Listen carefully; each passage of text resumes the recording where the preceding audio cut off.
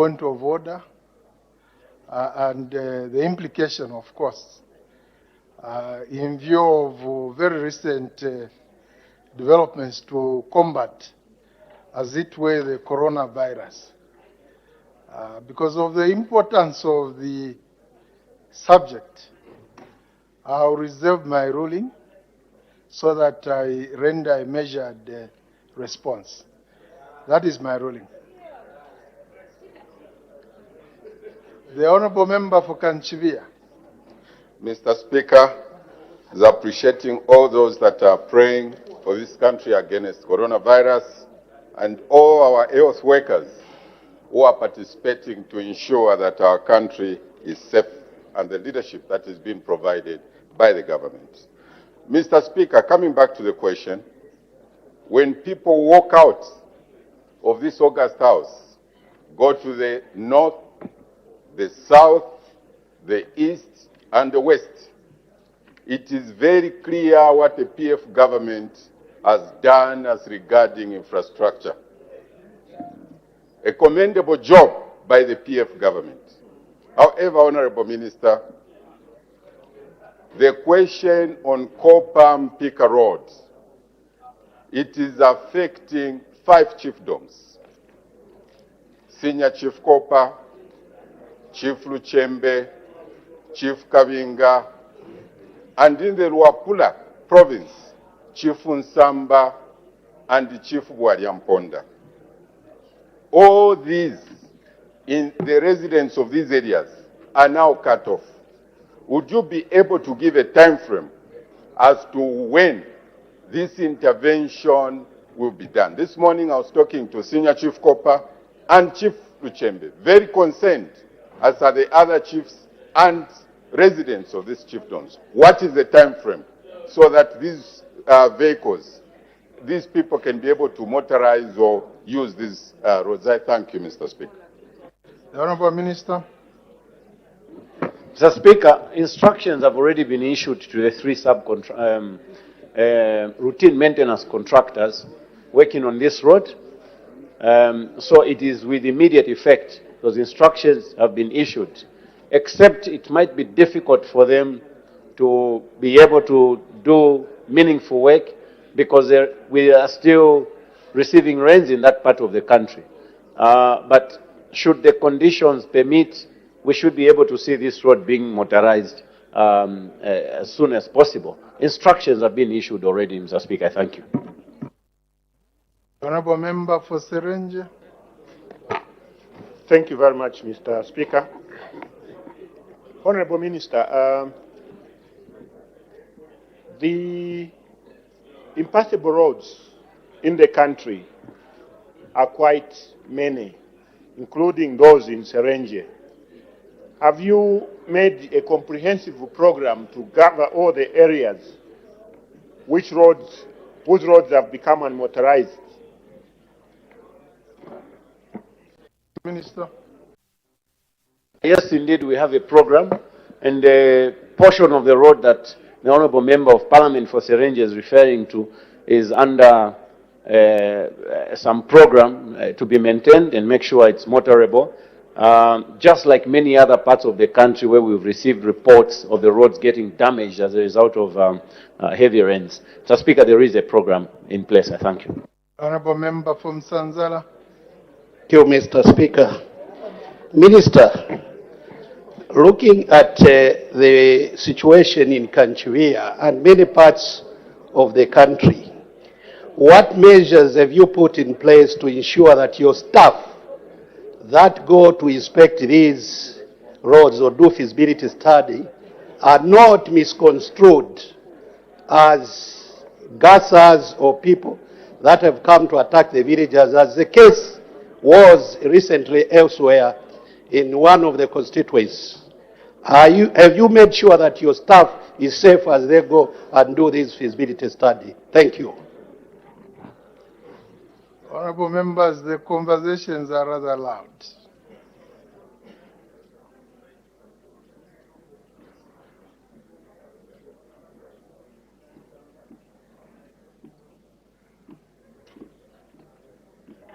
Honourable Minister.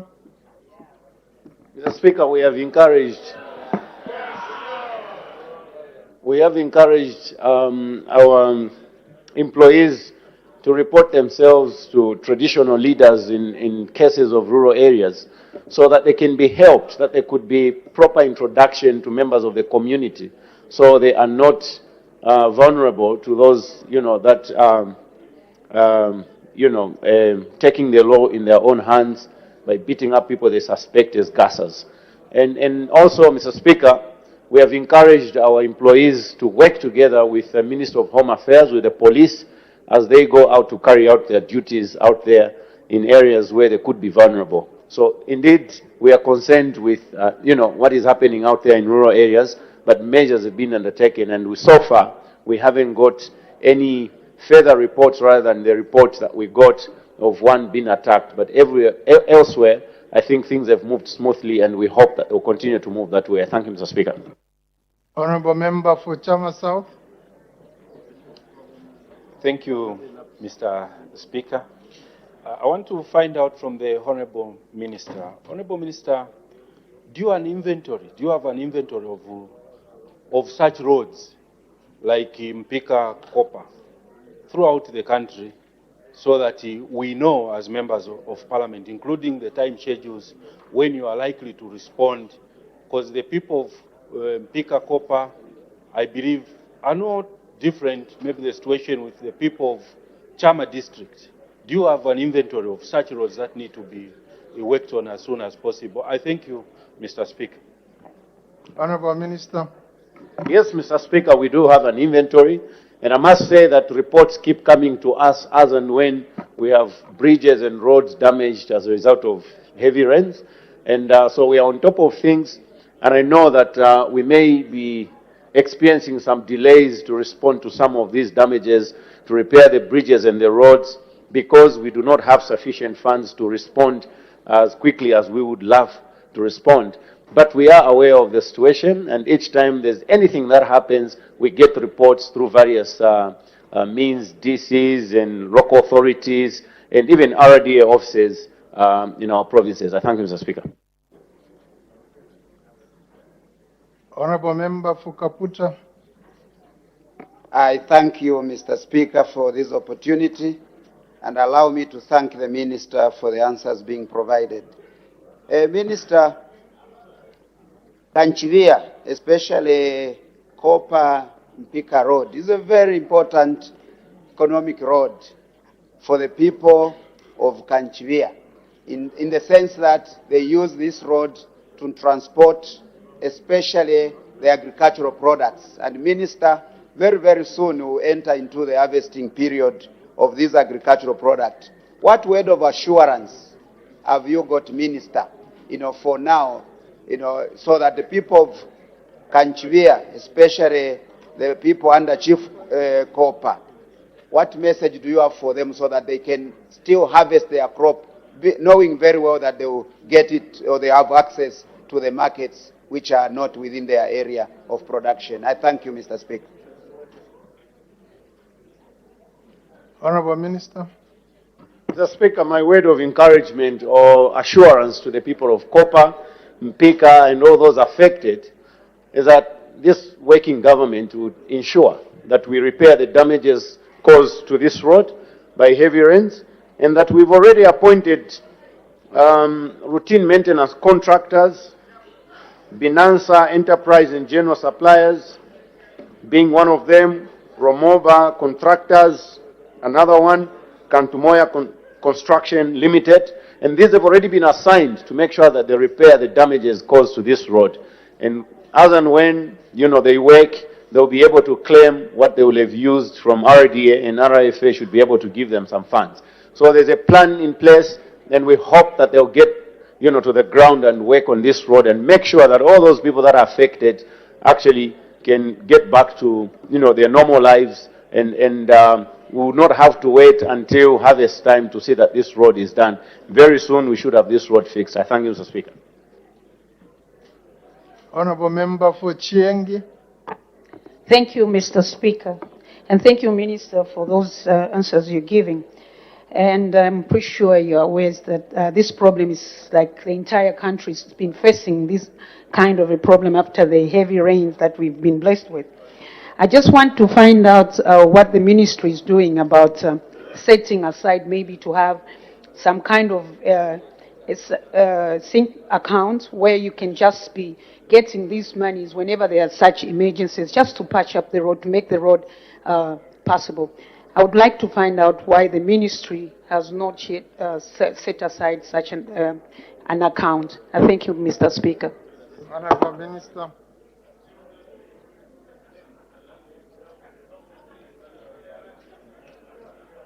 Thank you, Mr. Speaker. Mr. Speaker, we already have the National Road Fund in place, established by this House, to be able to manage finances and financing to the road sector. And Road Fund does collect toll fees from all toll gates that we have established in the country, raising a lot of money on a monthly basis, on a daily basis, and on a monthly basis they make these monies available to, RDA and the Ministry of Infrastructure to make payments to all those contracts where we have to honor our, payments or our obligation. And so this is happening, and there's no need for us to duplicate and create another fund or provide a sinking fund. NRFA is doing a good job. They're on top of things. They are providing monies and as when they are required. They may not be, giving us everything that we need. They are giving us what they can collect from the people. And maybe the problem is that we just don't have sufficient funds. But they are doing a good job putting together all the monies to fund the road sector. I thank you, Mr. Speaker. Honorable Member for Kanchiwia again. Mr. Speaker, I thank you. Honorable Minister. Point of order raised. Thank you, sir. Sir, this is the people's house. It doesn't belong to any single individual of us here. It is the people's house, and everyone in here is present courtesy of the people of this country. Mr. Speaker, outside the precincts of this assembly, we have excessive number of security officers, policemen, and also Zambians who wish to come and attend to their business, because what goes on in this house is the people's business. Is this house therefore in order? If what we have been informed is true, that today, as you can see in the gallery, the visitors gallery, the speakers gallery,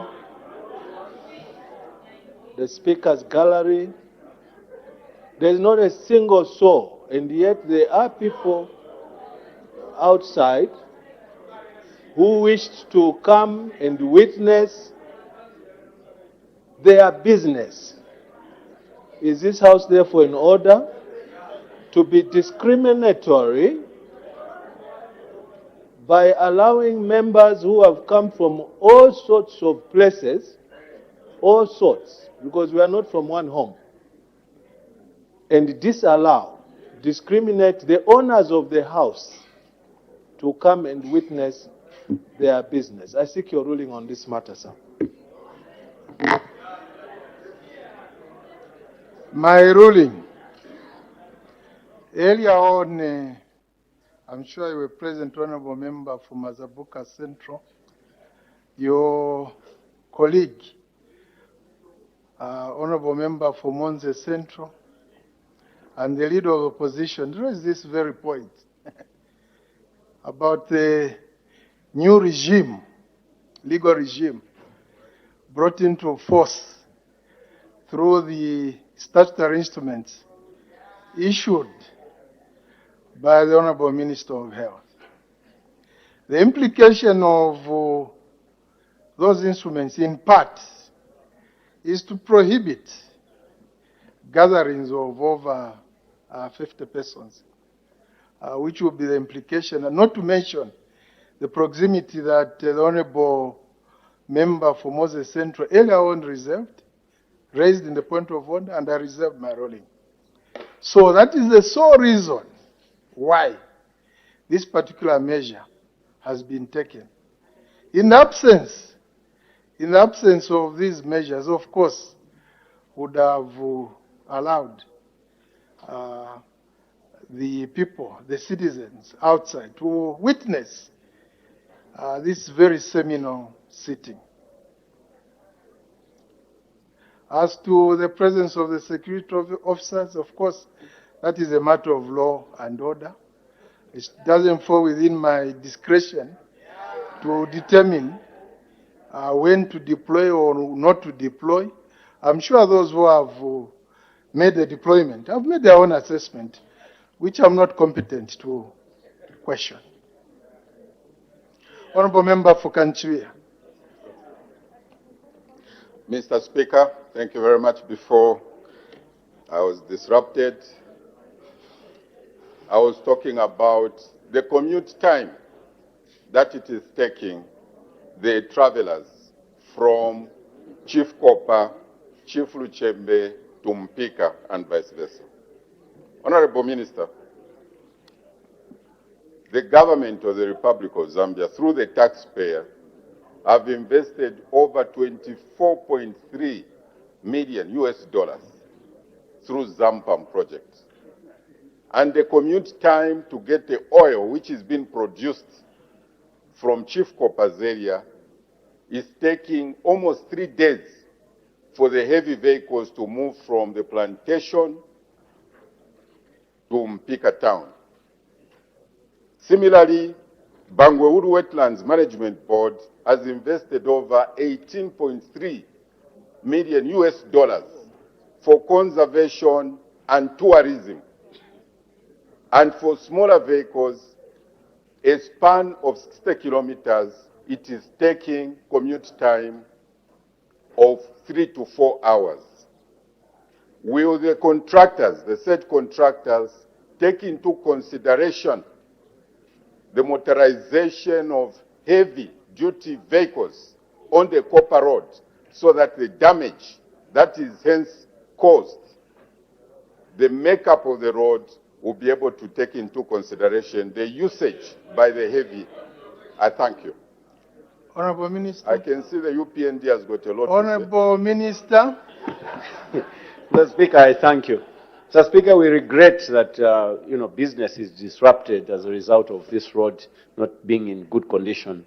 Our wish is to make sure that all our roads are motorable and business is conducted in a very normal and good way as we enhance productivity in the country. Mr. Speaker, these contractors will do a good job, an all-round job that will be able to help transporters of all sorts of vehicles to use this road without challenges. I thank you, Mr. Speaker. Next question, Honorable Member for Chinsali. Mr. Speaker, I would like to withdraw the question as the issues that are raised in the question are being handled by the Minister in the Office of the Vice President after we had a discussion. I thank you. The clerk will now read the orders of the day.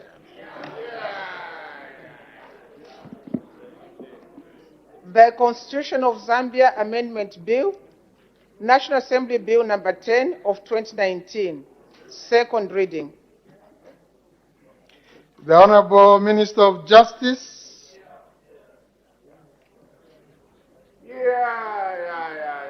Sir, I beg to move that the bill be now read a second time. The question is that the bill be now read a second time. Any debate? The Honorable Minister of Justice.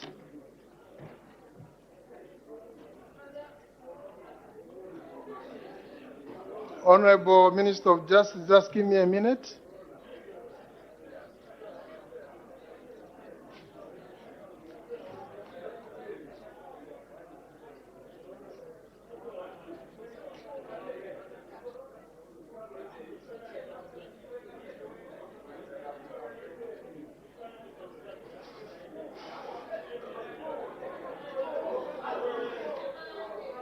The Sergeant at Arms assist my office ensure smooth exit.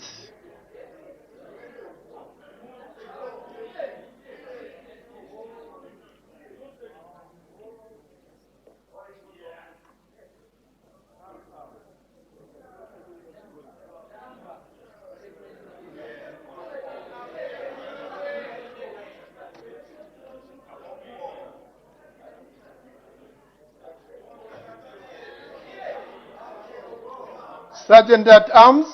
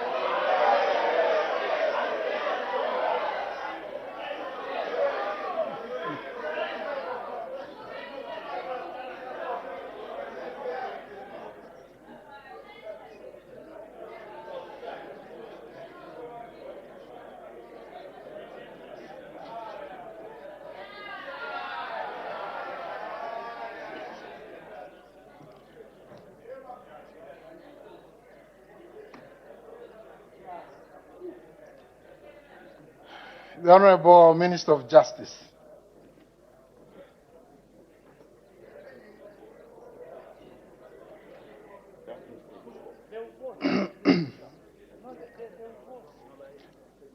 Mr. Speaker, I'm grateful to you for allowing me to present the Constitution Amendment Bill number 10 of 2019 for second reading.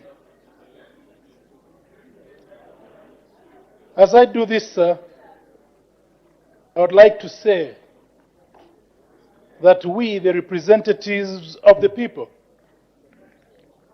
who volunteered to be elected to serve them, today are putting ourselves to a constitutional test.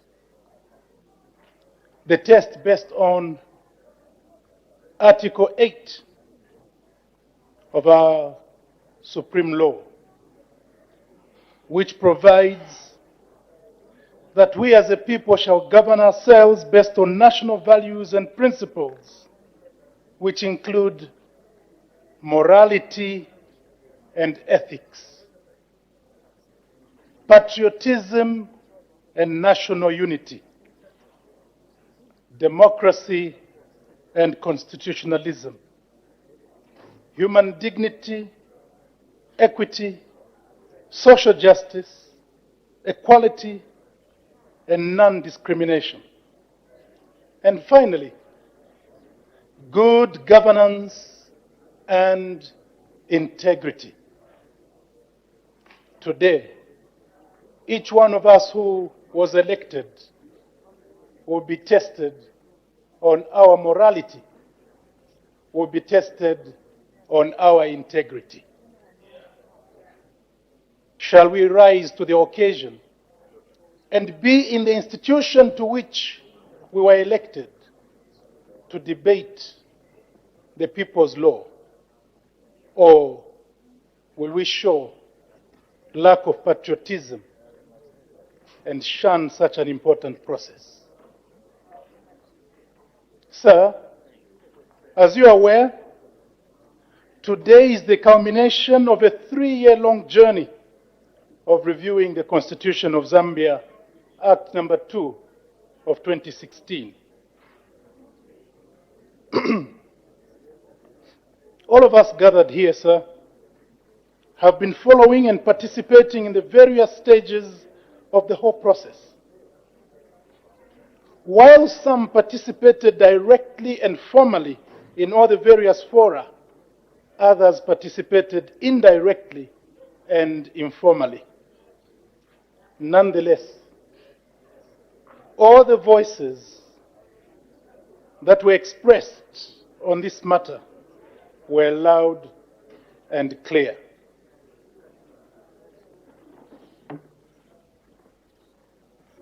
Honorable members on the right, you can see clearly your colleague, the Honorable Minister of Justice, is distracted.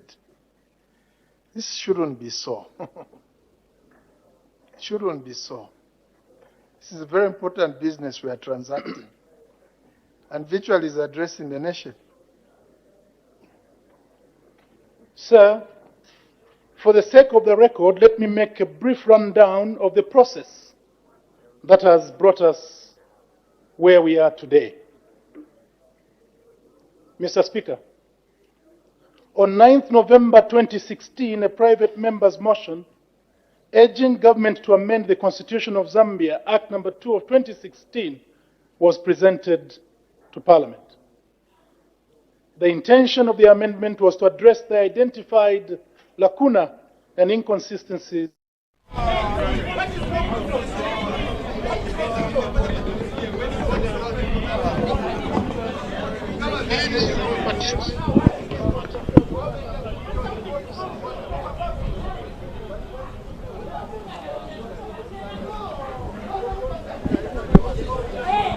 debate.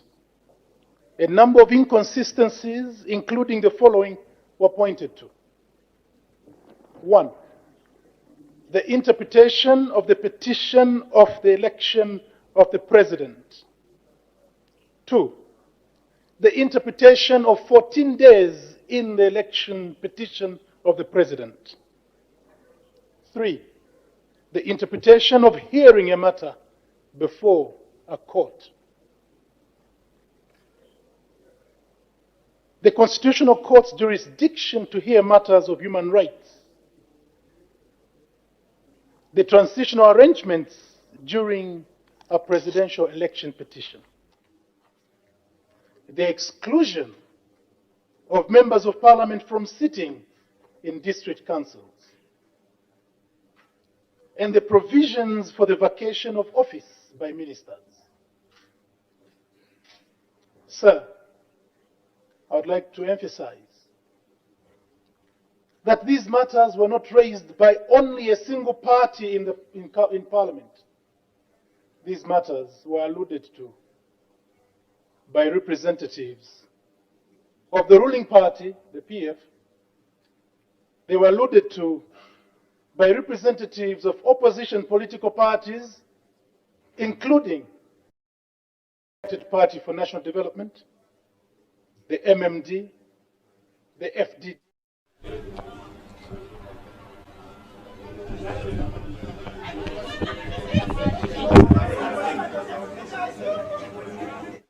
Would be expected to do in a very spirited manner. At the end of the debate, Mr. Speaker, the motion received 91 votes in favor and 52 votes in opposition. Based on the resolution of Parliament, as well as the expression of views by the judiciary, the legislature itself, political parties, and other political players, and the legal fraternity, etc., on identified inconsistencies and lacuna, the government obliged to commence the review process. Sir, whereas Article 79 allows for any part of the Constitution except Part 3 and Article 79 itself to be amended by Parliament with 2/3 majority. For the sake of clarity, let me say this. Amendment of Part 3 and Article 79 are the only two items of the Constitution of Zambia that require a referendum. Meaning that in this particular instance, Cabinet could have proceeded with presenting an amendment bill directly to Parliament without any ado. In keeping with the sovereign authority which is vested in the people of Zambia, which may be exercised directly or through elected representatives or institutions, as enshrined in Article 5 of the Constitution, Cabinet decided to enhance consultation. It decided that more people should be involved through further consultation. Mr. Speaker, in January 2017, the Ministry of Justice announced the commencement of the Constitution Amendment process and called for submissions on identified lacuna and inconsistencies. The Ministry accorded members of the public 1 full year to make submissions. During this period, the Ministry of Justice received an overwhelming number of submissions from various stakeholders such as the Law Association of Zambia, the judiciary, political parties, government ministries, provincial administration, Cabinet Office, Bank of Zambia, Office of the Auditor General, all commissions, the National Assembly, faith-based organizations, civil society organizations, and indeed individuals. During the whole of 2017 and 2018, the nation was kept constantly updated through several ministerial statements presented to Parliament by the Minister of Justice. Sir, in May 2018, Cabinet was ready to proceed with considering the draft Constitution of Zambia Amendment Bill 2018. However, a few days before that, the Zambia Center for Inter-Party Dialogue requested His Excellency the President to defer the consideration so as to accord political parties more time to conclude their dialogue consultative processes. The government obliged and granted the request. What followed, sir, was the holding of the National Democratic Stakeholders Summit, which brought together all political parties, the church, civil society organizations, and other stakeholders in May 2018. Arising from this summit, political parties under the auspices of the Zambia Center for Inter-Party Dialogue and chaired by a representative of the United Party for National Development retreated to Siavonga, where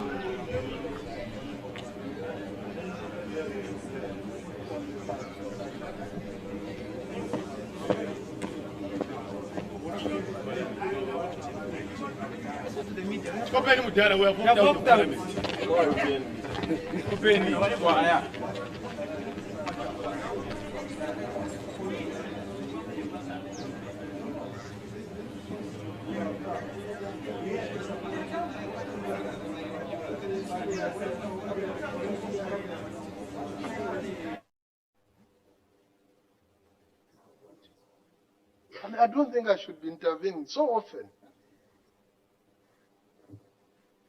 He may have a lot to say. This is a very important subject. The nation is watching. Give him a chance. He's your man. Honorable Minister, let's try again.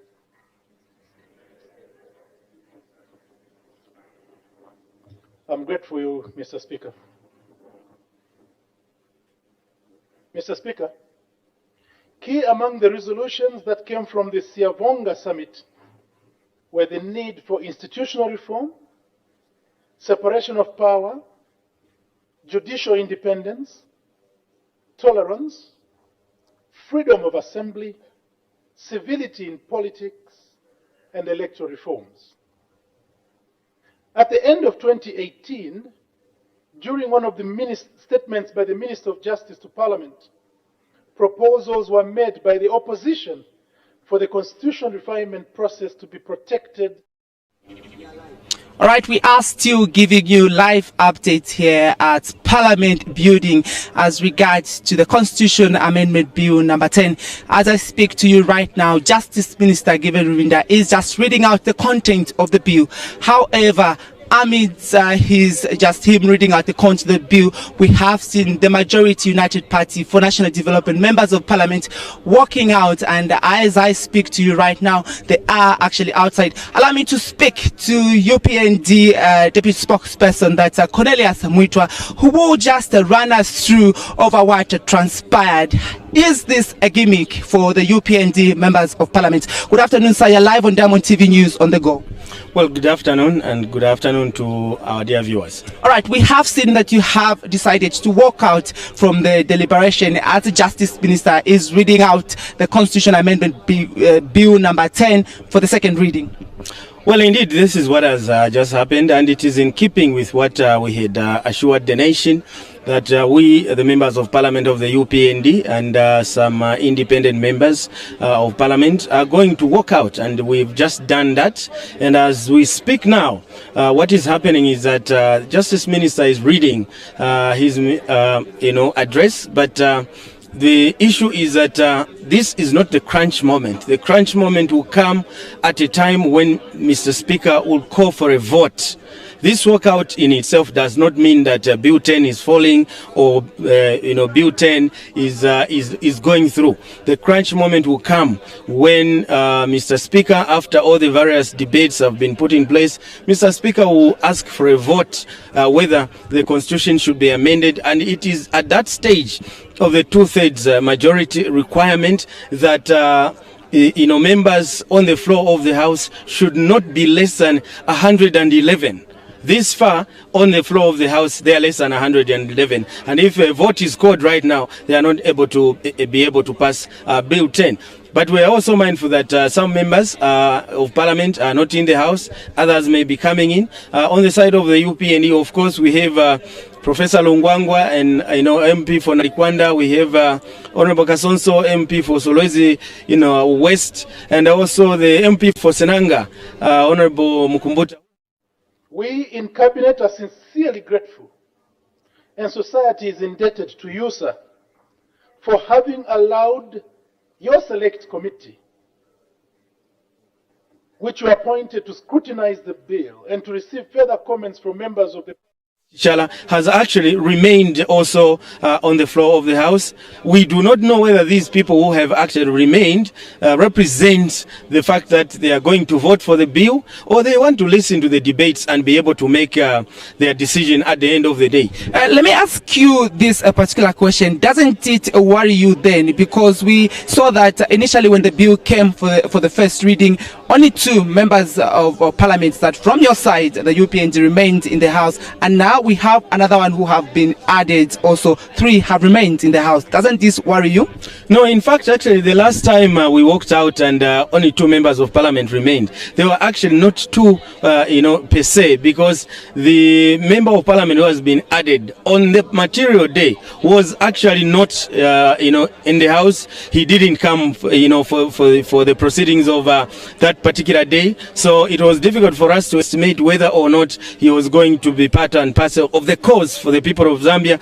But we are not worried. In any event, we actually already knew, we had an idea of how many were going to remain and try to vote for Bill number 10. But this far, if the vote is called right now, today, it will not be able to pass. But we are waiting to see what numbers they are able to garner. Fortunately, this is not something that someone will be able to manipulate. They have to be a head count of the people who are going to vote. So far, as I speak now, the quick summation we did is that they are down by 2 members of Parliament for them to be able to pass Bill 10, and we wonder where they're going to find those. But we know that there's been heavy amounts of money in circulation to buy weak souls, to those who can be able to behave in a treacherous manner. Today, Parliament has actually been likened to the Garden of Gethsemane, where Jesus Christ was betrayed. Today, some members of Parliament are likely to betray the people of Zambia, or because of money, or because of silver. But we are not worried ourselves. What we know is that we are going to stand for and on behalf of the people of Zambia, regardless of the result. For as long as what we stood for, we remain consistent, only posterity will be able to judge us. For now, we keep on clinging on to hope that Bill 10 will not go through. What will you do then if that the independent members of the parliament or the independent members of the parliament decide to vote for this particular bill and probably be able to proceed to the third reading?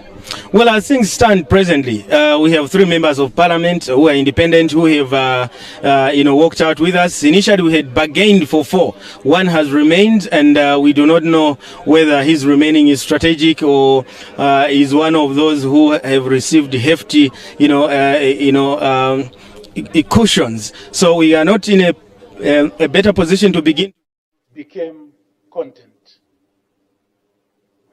When your committee considered the content, they changed yet again from content to raising skepticism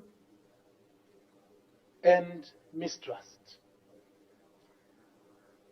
Sir,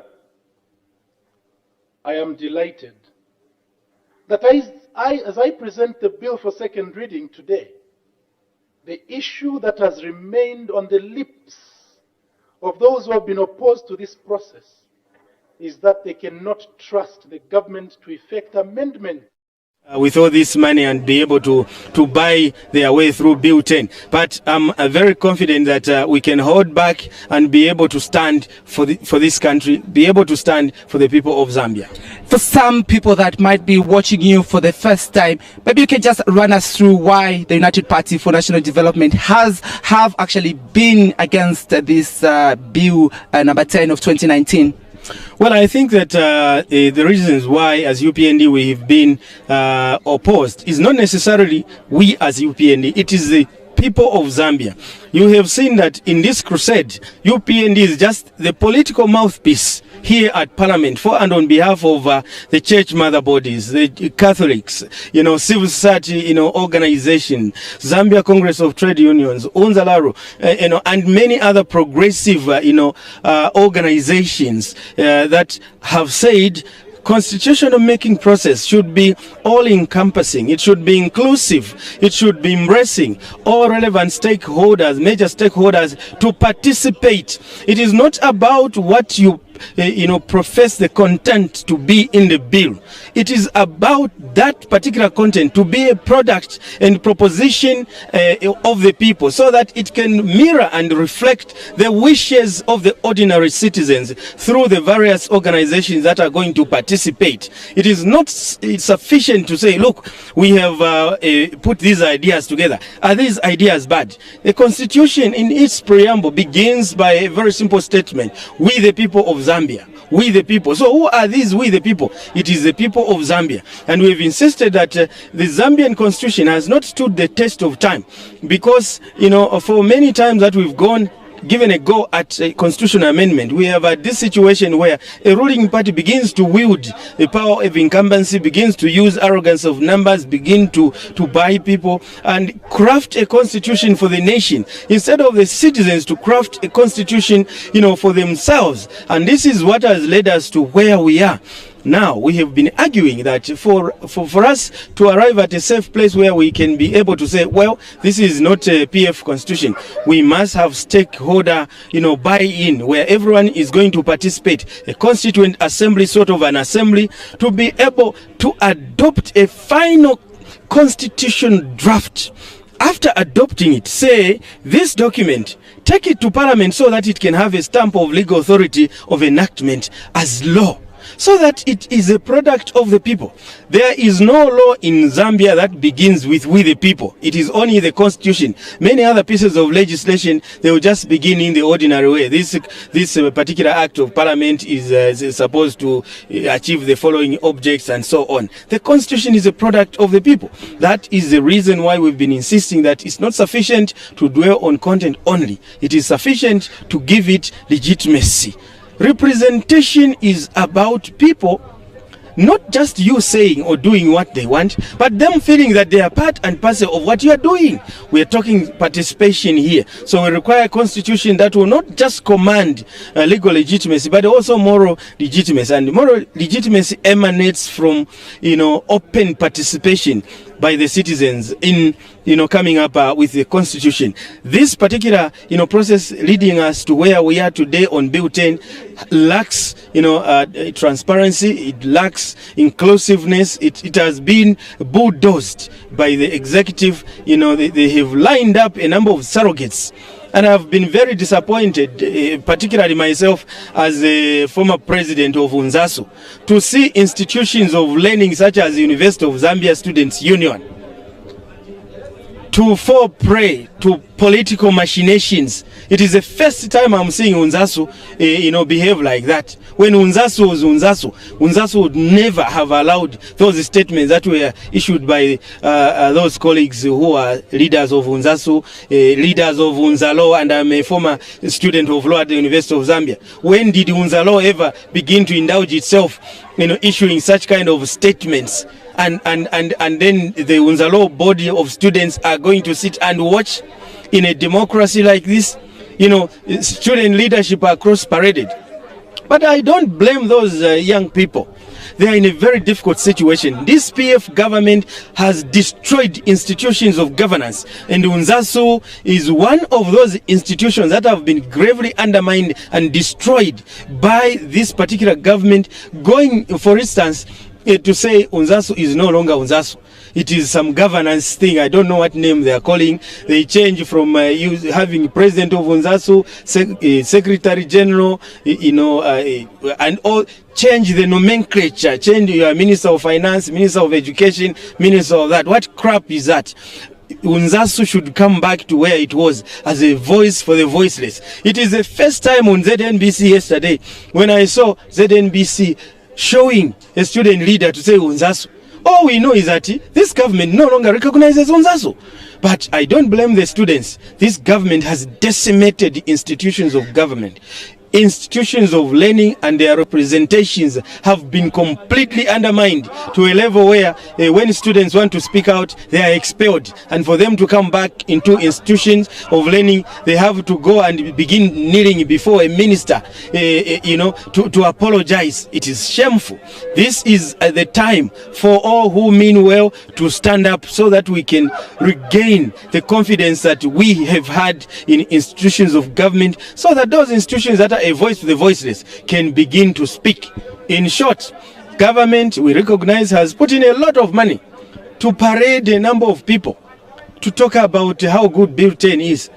Look at the issue of women. No, women, we are bringing you mixed member presentation.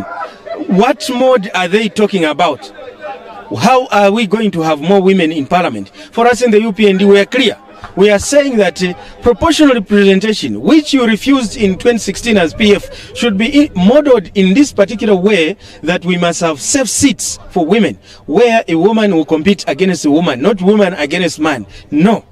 Now, this particular Bill 10, has it taken into account all those challenges? It hasn't. That is the danger of trying to rush, a document in order that you pass it without giving it clarity. That is exactly why we are where we are today, 3-4 years from the time we last amended the Constitution, because those who were there then, when we advised them that let's take time, we are not in a constitutional crisis, we're in an economic crisis, let's deal with the basics first, they rushed to amend the Constitution. You can bet they can amend this Constitution now if they will be able to garner the numbers. Not too long from now, the people may still be able to say, this is not what we wanted. All right, thank you so much, Mr. Muito, for having an interview with us on Diamond TV News on the go. And we wish you well as we go through this process. Thank you very much, and we thank you for giving us a platform. All right, so there you have it, the UPND Deputy Spokesperson Cornelius Mwetwa just having an interview with us here outside a Parliament building. Of course, what you are seeing just up here are some of the members, the majority actually, UPND members who have walked out from Parliament as Justice Minister Given Luminda was bringing in the bill for second reading. Now, having an interview with him, I think we have been able to get some of the things that the UPND are actually against about this particular bill, and for them this bill should not actually be able to go through. He is, however, quite disappointed that there are some members of his party who have still remained in the House, but no hope is lost. Last time when the bill came before Parliament, we saw that there was a number that also remained in the House, and now that number has been added to 1, making it to be 3 UPND members remaining in the House. The NDC member of Parliament also, who last time was with the United Party for National Development, has decided to remain in the House. But the bill is not coming up for votes. It's coming up for debate, and we'll be able to get more debates on the Constitutional Amendment Bill number 10. Allow me to speak to another member of Parliament who is just besides me. Good afternoon, sir. You're live on Diamond TV News on the go. Good afternoon. All right, just tell us why you have decided to walk out from the House. We cannot be duped by the PF. A constitution is a serious matter. It involves all stakeholders, and we represent the people.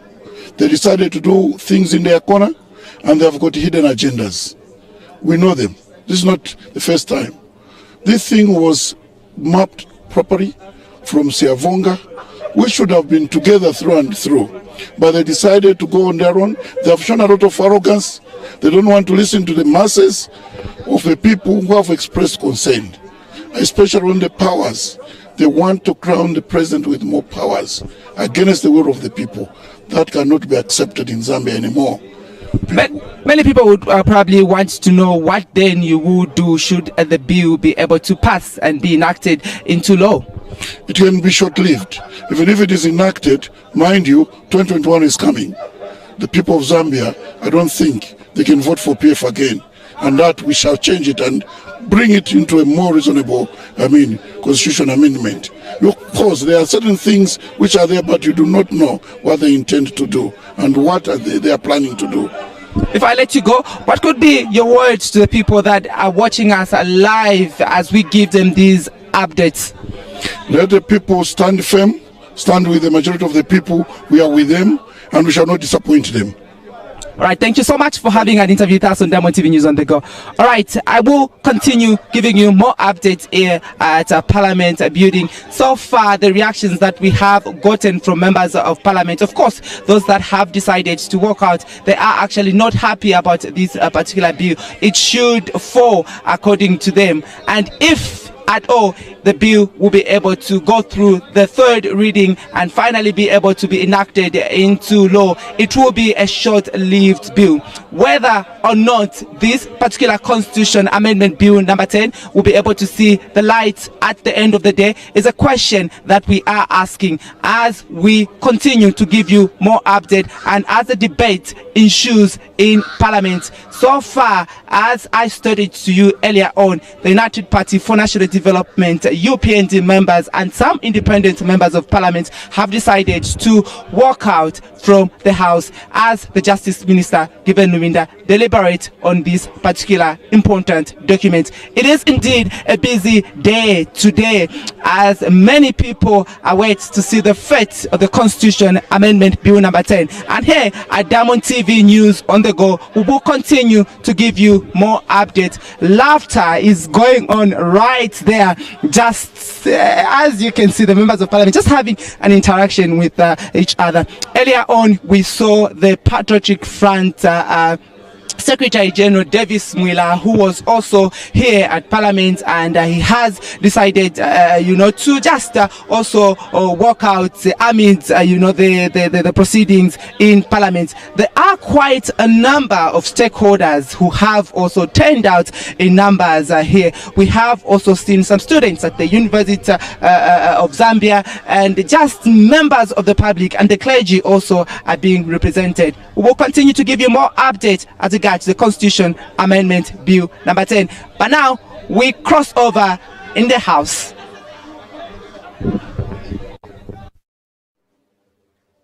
The voice of the public on this matter was loud and clear. Cabinet would have therefore been extremely surprised had your committee recommended otherwise. I have therefore included an amendment to reject the proposal for the reintroduction of the position of deputy ministers. In case there might be one or two who are listening to us on radio, let me make it clear that Cabinet has instructed me to move an amendment to reject the proposal for the reintroduction of the position of deputy ministers.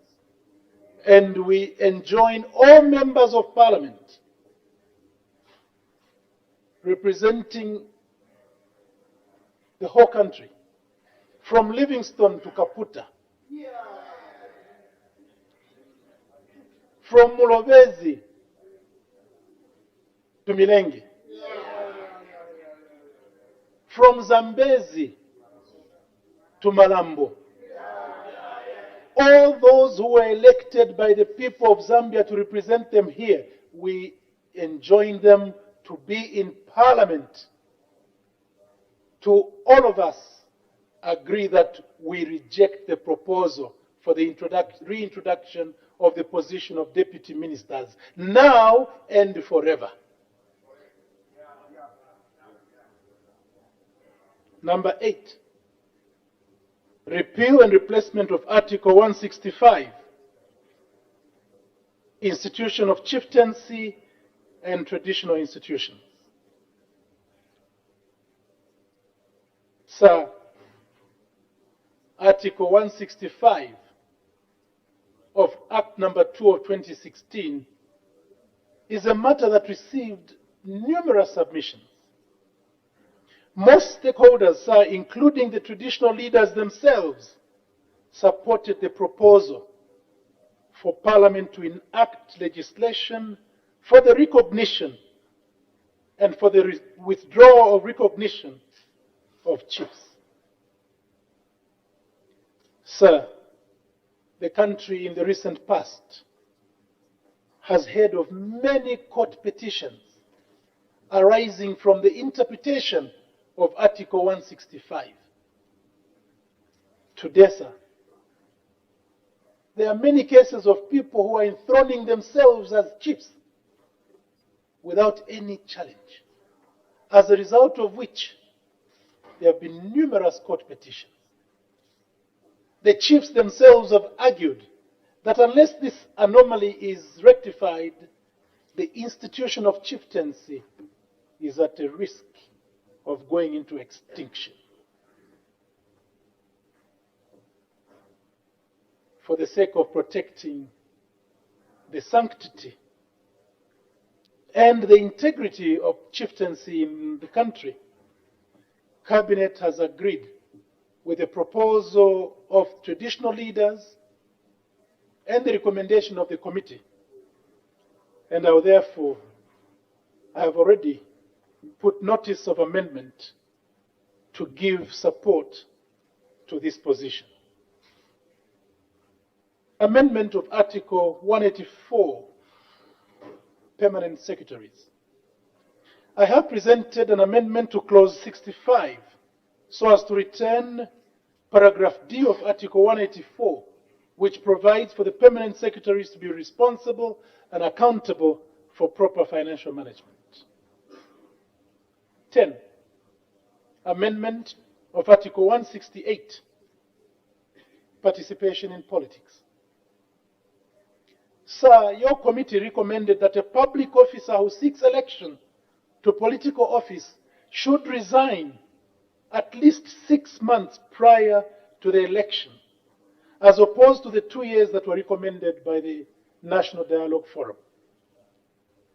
Cabinet could have actually recommended an even shorter period of resignation. However, in the spirit of being a listening government, I have been instructed and have presented a notice to amend Clause 66 by replacing the words 2 years with the words 6 months. Repeal and replacement of Article 189, payment of pension benefits. The public discourse around this article was extremely emotionally charged. Issues of human rights, protection of the aged from destitution, as well as issues of the prudent management of pension schemes and the protection of jobs were all raised. The committee's recommendation that an employer should continue to retain an employee on the payroll until that person's benefits are paid in full is therefore not surprising. After all, every employer is by law required to deduct from their employees' emoluments their pension contribution. It therefore goes without question that an employer who fails to provide the pension benefit due to the employee should be held to account, because the money in the pensions fund is actually the employee's money. I have therefore moved a notice to amend Clause 67 so as to retain the provisions of Article 189.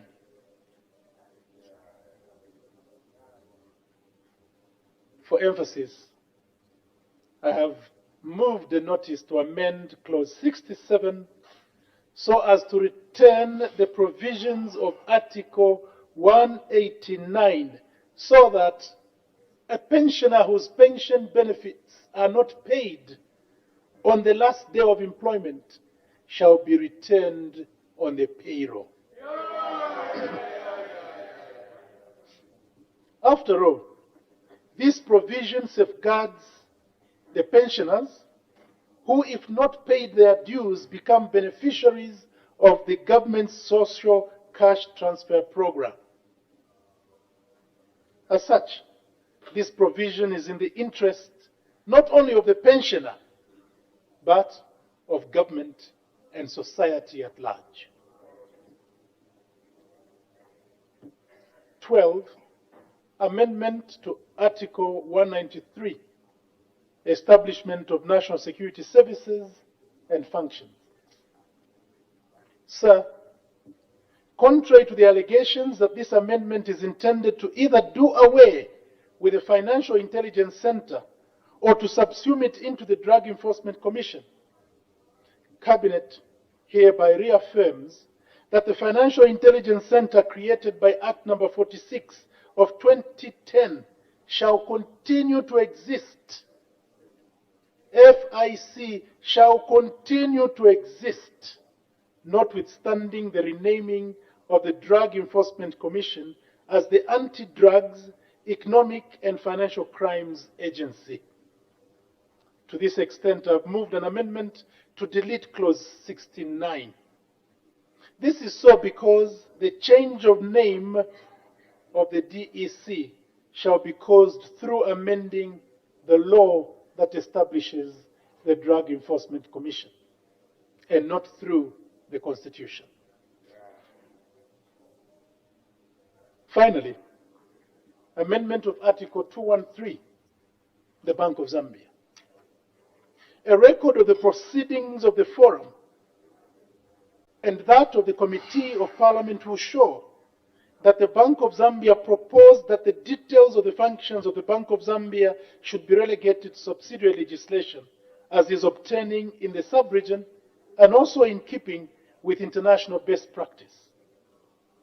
Nonetheless, the majority of the stakeholders were opposed to this recommendation, alleging that it was stripping Bank of Zambia of its critical functions, such as printing of currency. Some even went to the extent of alleging that Cabinet now wanted to start printing money. That Cabinet, ministers, Her Honor the Vice President, and the President would sit and start printing money. This was an allegation, sir. The allegation was that probably once a year the President would sit in an overcoat with all his ministers in overcoats and get a machine and start grinding the machine to print money. What an allegation. And like I said, if it's a question of trust, today as I stand, that is a very short-lived doubt. Because, sir, for the sake of safeguarding these critical functions of the Bank of Zambia, and for the sake of allaying all these suspicions, some of which are not tenable at all, I have presented an amendment to Clause 71 so as to retain all the detailed functions of the Bank of Zambia in the Constitution.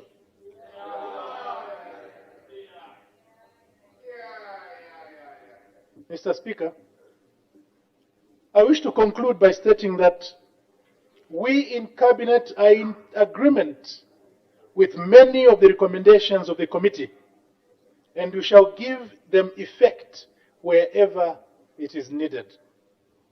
Some of them, sir, do not need any amending, as they have been agreed to by the committee. I say this, sir, because there have been others who have been saying, why hasn't Cabinet commented on all the clauses in Bill 10? The reason is others were agreed to already. There is no need for Cabinet to repeat them. Those that need amendments, such as the ones I referred to above, shall certainly be amended.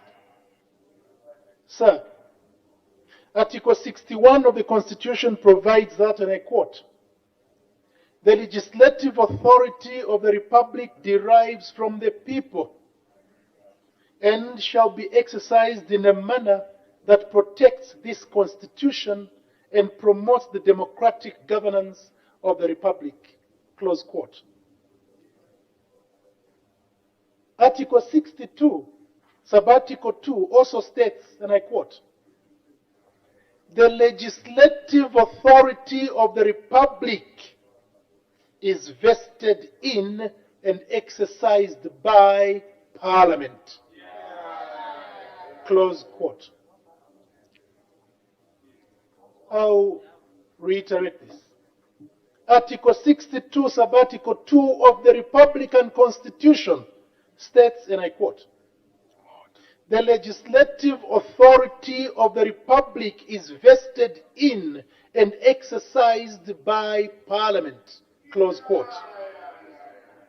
What this means, in simple terms, is that even after a referendum has been conducted, the result of that referendum would only be given legislative effect by Parliament. No matter what views would exchange outside Parliament, for them to take legal effect, they have to be adopted by Parliament. In which case, it follows that the function before us is one that no member of this House, sir, it follows without any discussion that the function before us today is that no member of this House can afford to underplay or to ignore. We are dealing with the supreme law of the land, and all of us are expected by our constituents and the country at large to take active participation in debating here on the floor of Parliament, not outside Parliament. The debate must take place here, where we, the elected representatives of the people, are assembled. I wish to assure you, sir, that as Cabinet we shall listen attentively to the debate, and we are ready to support all progressive ideas that shall be presented before this House. I therefore make this earnest appeal to all my colleagues that we approve that Bill number 10 of 2019 be read a second time. I thank you, sir. The question is that the bill be now read a second time. Any further debate? The chairperson of the Parliamentary Select Committee appointed to scrutinize the Constitution of Zambia, Amendment Bill number 10 of 2019. The Honorable nominated member, Mr. Nakachinda.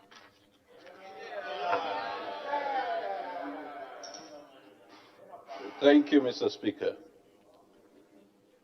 Mr. Speaker, I rise to present the report of the Select Committee appointed on the 2nd of August 2019 to scrutinize the Constitution of Zambia, Amendment Bill, National Assembly Bill number 10 of 2019.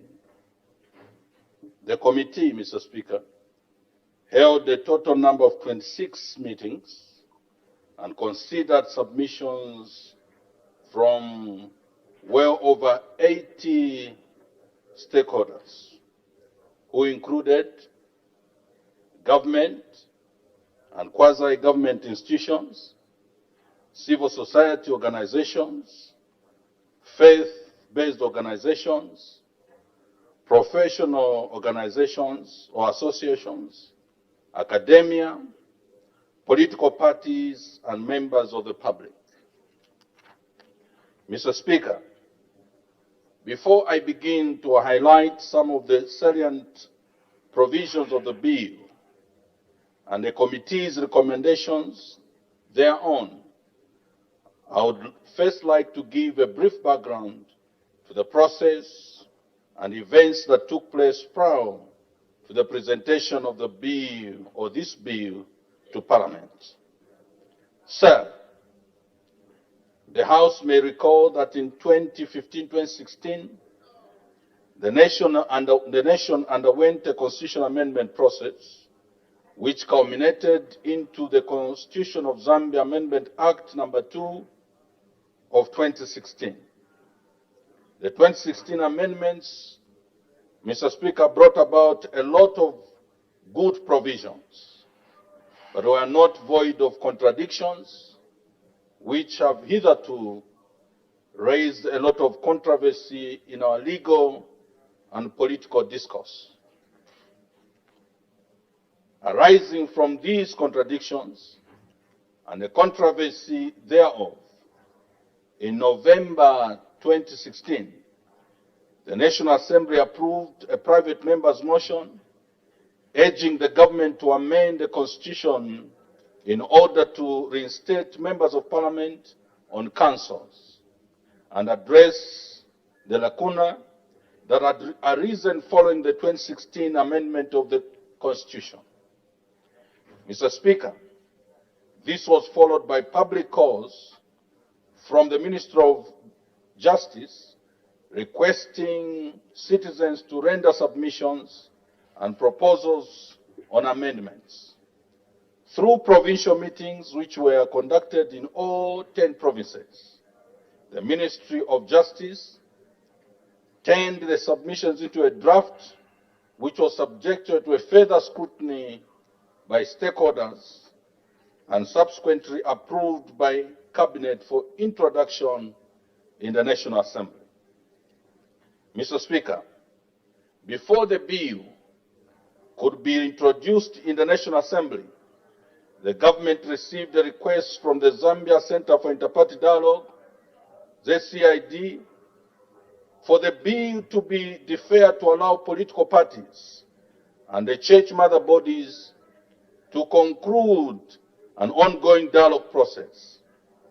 The request was duly granted, and the government therefore postponed the introduction of the bill in the National Assembly. What followed was a National Democratic Stakeholder Summit, whose resolutions, Mr. Speaker, were discussed and validated by the Secretary Generals of all political parties under ZCID. Mr. Speaker, this validation meeting was held in Siavonga, and as a result, The resolutions of the meeting were termed the Siavonga resolutions. The government then developed a roadmap which included the bill being considered at a national validation meeting of all stakeholders. Thus, in April 2019, Parliament passed the National Dialogue, Constitution, Electoral Process, Public Order, and Political Parties Act No. 1 of 2019, which established the National Dialogue Forum, a body constituted to validate the draft Constitution of Zambia, Amendment Bill, among other things. Mr. Speaker, Section 4 of the Act provided for the National Dialogue Forum to, in amending the Constitution, implement and enhance the Siavonga resolutions which were adopted by all political parties. Consequently, upon the conclusion of its deliberation, the Forum submitted a draft Constitution of Zambia Amendment B to the Minister of Justice, pursuant to Section 14(6) of the Act, which obliged the National Dialogue Forum to do so. Further, Mr. Speaker, Section 14(7) of the Act obliged the Minister of Justice to publish the bill in the Gazette within 30 days of receiving it from the Forum in compliance with Article 79 of the Constitution, which requires a bill that amends the Constitution to be published in the Gazette for 30 days before it can be introduced in the National Assembly for first reading. In this regard, the Constitution of Zambia Amendment Bill was published in the Gazette on Friday, the 21st of June 2019, and was ready for presentation in the National Assembly on the 23rd of July 2019. Sir, having given this brief background, allow me to state that most of the stakeholders who appeared before the committee were in support of the bill, although in some instances the stakeholders proposed several amendments. The stakeholders noted that the bill was meant to cure and address the various lacunas created by the 2016 amendment to the Constitution.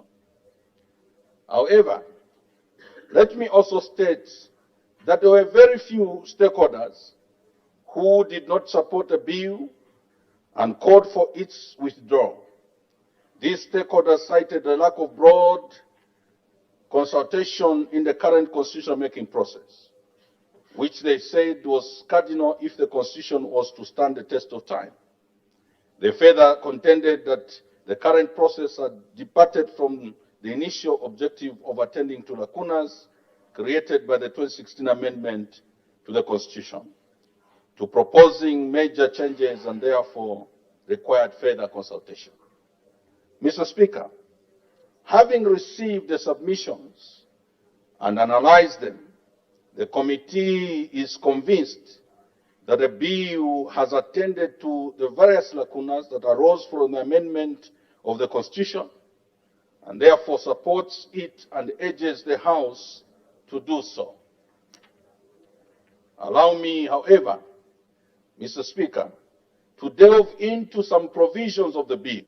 Continue giving you live pictures as the members of parliament continue to listen to the deliberation that are ongoing in the House. And just right now we saw MMD, one of the MMD nominated members of parliament, Raphael Nakachinda, just giving us a summary of the Constitution Amendment Bill number 10. And right now, as I speak to you, I am just in front of the media center here in Parliament. I will speak to several people that have actually come here to witness what's happening as regards to this particular bill. It is the Constitution Amendment Bill number 10, and various members of the public have actually turned out in numbers just to observe the deliberations. Now, besides me is Sydney Hamusonde, who is just an honorary member of the parliament, and I would just like to get his take on this particular bill and why it's important for him to just come here and observe the deliberation. Mr. Amsonde, you're live on Diamond TV News on the go. Good afternoon. Good afternoon. Thank you. Right. So, why is it important for you to just come here and be able to observe this deliberation here? All right. First of all, it's actually very important to come and hear how the process of the bill comes in. So it's a mandate of almost all the Zambians. The problem is that sometimes we want to politicize things, but believe me, every person they should have made efforts to come to the parliament and see and hear for themselves and hear the debate. Even as you observe these deliberations, I would just like to ask one question from you. We have seen, members of parliament, especially from the opposition, as well as the civil society organizations, who have indicated to us that this particular bill has never been, consultative. Most citizens do not know about this bill. What's your take on this? Well, I may not say much on that one, but the thing is, the bill, first of all, has to be a representative of what happens on the ground, on the root level. But the thing is, to me, I feel it was not very much involving. Very few people know about what is happening currently. Even the Bill 10, to others, they don't know. So, like, if you see the members of parliament have been from the opposition, the UPND, they've gone out. I might not say much, but I think it is their rights. I think it should be their constitutional right. But I would have loved them to be inside the house. Whatever they are thinking of doing, they should have just sat and tried to debate it out. As a concerned member of the public, what's your take on Bill 10? Should the bill be able to be enacted into law? Well, Bill 10, looking at initially the way it started, the process I feel was not very much involving. It did not involve a lot of people. But at this time, at this level, the Bill 10 had a lot of issues which, my mother is a retiree, you understand? And ever since she got retired, she was not given her money. So I'm one of the persons who have seen one or two articles which are in there, which I would not have loved them to pass, really. To be honest, many of them, I wouldn't have loved the bill to pass, really. Mr. Amsonde, thank you so much for having an interview with us on Diamond TV News on the go. Thank you so much. Yes. Bye-bye. Right, there you have it, a concerned member of the public here who has come to witness the deliberation of the Constitution Amendment Bill number 10. I will speak to another person who is also one of those people that have come here, and they're actually inside the media center here at Parliament. Good afternoon, sir. You're live on Diamond TV News on the go. Good afternoon. We're talking about the Constitution Amendment Bill number 10. What do you know about this particular bill? No, first of all, thank you for this privilege, and to the viewers that are watching. It's quite interesting. But as the bill is going on right now, we have there are some certain articles that need to be amended. But for me, it's not really bad. I'm happy with the introduction of the Deputy Minister. It has been ruled out, which is good, because that one is the cost of the government money. And one thing I've liked in other articles, the introduction of disabled and the youths to participate in decision making. But I'm urging political parties, maybe they should find a means where, how can they adopt the youths in their party structures? Because if you believe me or not, there are ministers that have in this political scenario for so too long. So it's very, very difficult for a youth to go and challenge in their constituents. Youths are blocked. Talking of the student, so I'm speaking to the crowd of the disabled and the youths that are like me. It will be very difficult for me just to have, I want also to speak one thing about, let's respect the process. The process respect the content. For you exactly, we see what happened in the morning here. There is not too much sensitization. I urge the Minister of Justice maybe to do more sensitization. It's not their job. If they can find a better term and a better way and the measures, maybe to go out, even in the public domain, as I saying today, go to Matero. People, they don't know about Bill 10. They are not understanding. I'll give you an example. What really makes to fail the referendum is because the lack of adequate information to the citizen.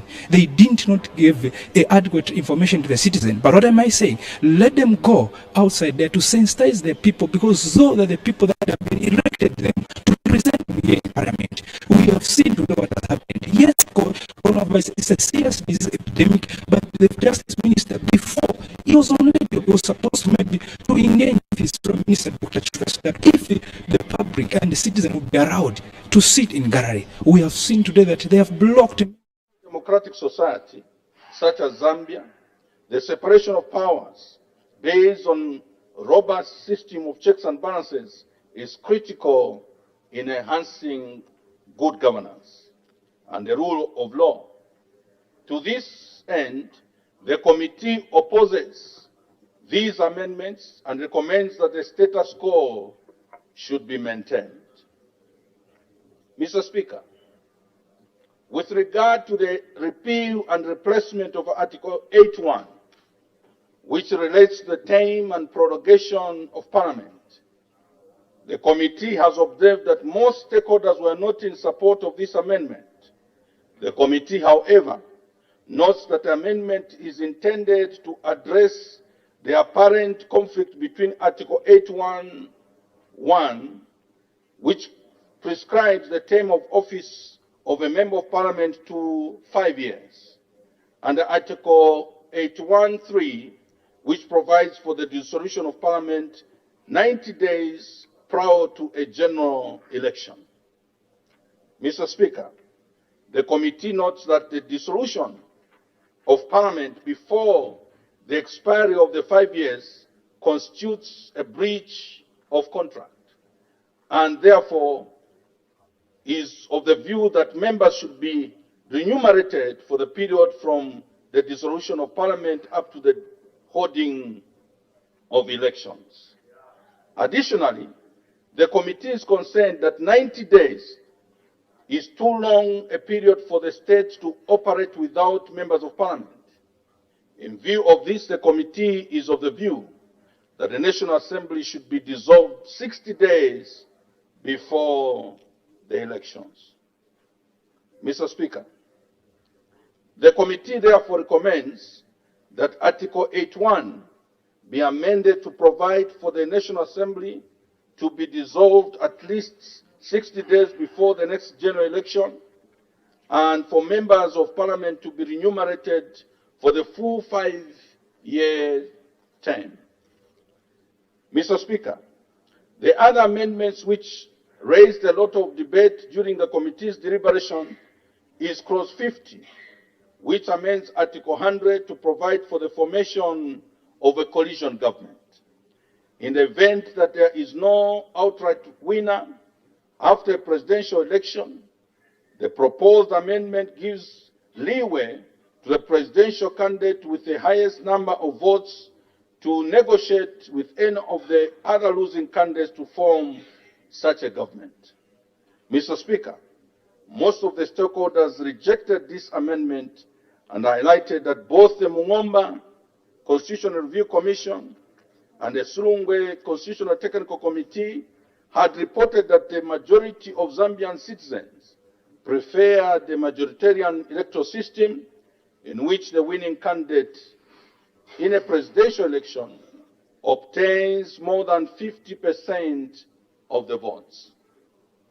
Mr. Speaker, your committee agrees with the majority of the stakeholders and recommends that the Article 100 should not be amended so that the elections of the president should be through direct elections where the winning candidate obtains more than 50% of the valid votes cast.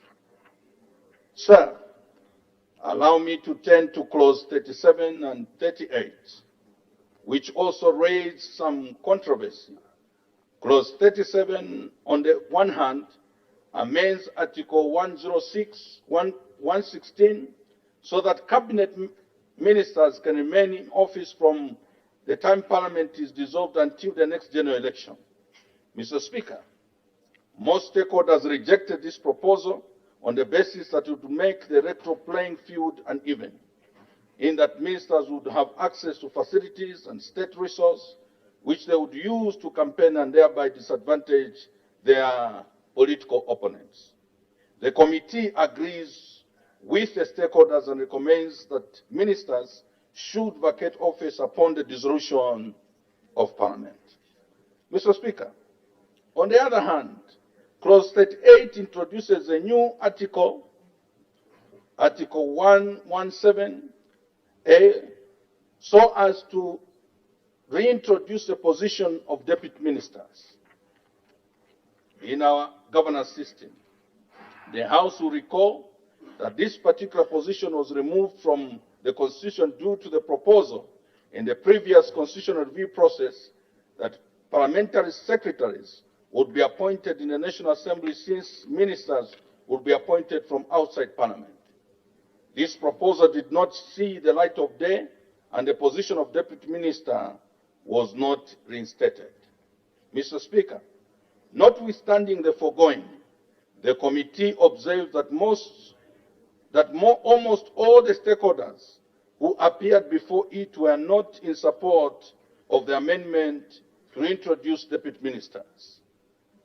The committee agrees with the stakeholders that the introduction of deputy ministers does not reflect the will of the people of Zambia at the moment. Mr. Speaker, as a way of finalizing, I would like to draw the attention of the House to the committee's general observations and recommendations. Sir, it emerged during your committee's deliberations that Zambia does not have an entrenched legal framework for the constitutional making or amendment process, apart from constitutional amendments relating to the Bill of Rights. Stakeholders who appeared before the committee expressed concern that over the years, different methods have been used to amend the Constitution. This includes commissions of inquiry, the National Constitutional Conference, the Technical Committee, and more recently, the National Dialogue Forum. Mr. Speaker, the committee agrees with the stakeholders that the lack of a legal framework prescribing the form of constitutional making has usually posed challenges resulting in the shunning of the process by some stakeholders. The House may recall that both the National Constitutional Conference and the National Dialogue Forum were shunned by some key stakeholders. In view of this, the committee recommends that Parliament should, of necessity, enact legislation that is all-inclusive and prescribes the manner in which the Constitution will be amended. This will avert mistrust and controversy in the constitution-making process and end legitimacy of the final constitutional document. In conclusion, Mr. Speaker, the committee would like to express its gratitude to you, Mr. Speaker, for the great honor and opportunity to scrutinize the Constitution of Zambia Amendment Bill number 10 of 2019. The committee also wishes to thank all the stakeholders for their oral and written submissions on the bill. The committee further, Mr. Speaker, thanks the Clerk of the National Assembly and our staff for the services rendered to it during the consideration of the bill. Mr. Speaker, with these words, allow me to thank you for the honor and opportunity. Thank you very much. Any further debates? The Honorable Minister for Northern Province.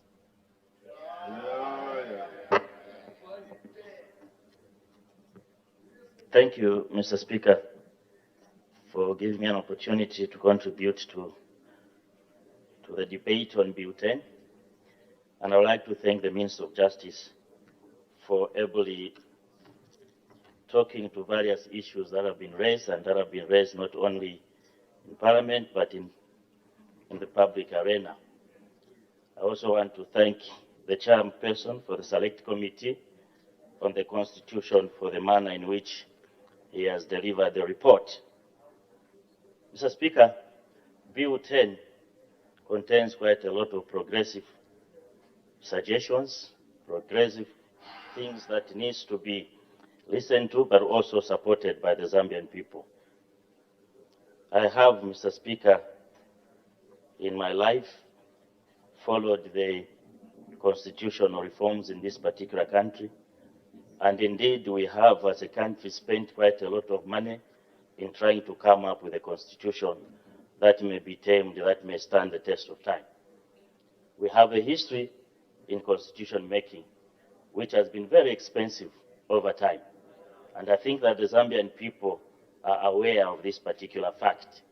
And because of that, they are looking forward to ensure that this particular bill can be supported so that we can, for once, have a constitution that will be able to deliver and talk to the aspiration of the Zambian people.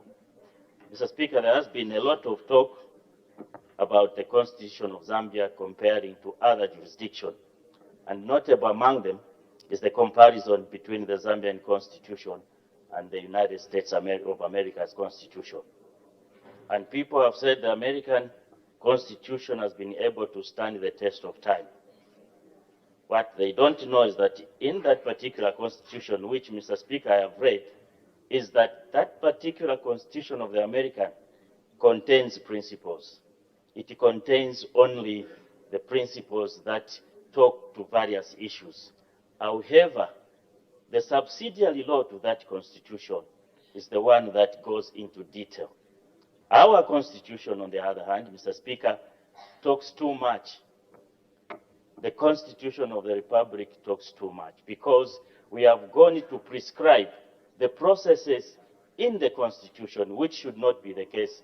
And this is one reason why we keep changing the Constitution, because we go into the prescription of processes and procedures in the Constitution. Such processes and procedures, Mr. Speaker, are expected to be enshrined in the subsidiary law because it's less costly to amend the subsidiary law. And we should be able to move in that direction as a country, Mr. Speaker, because, for example, if you say that the country Zambia shall have the president who shall be elected by the majority of the Zambian people, that principle should be enshrined. How the elections, the qualification of the particular president should be, in my view, should be in the subsidiary law. Because qualifications, Mr. Speaker, change over time. Society change over time. And therefore, we need to also be able to change the law according to the prevailing conditions and circumstances.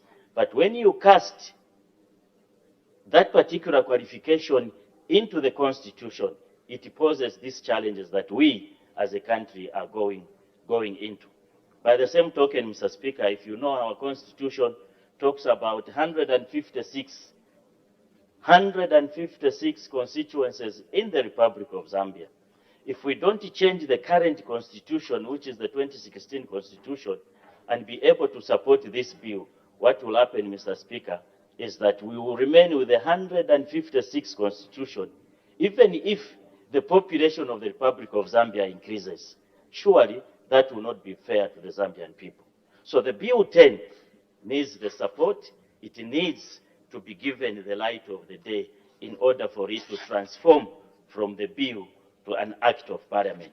Because there's quite a lot that people of Zambia stands to benefit once we change that particular number of 156, which is enshrined in the current constitution.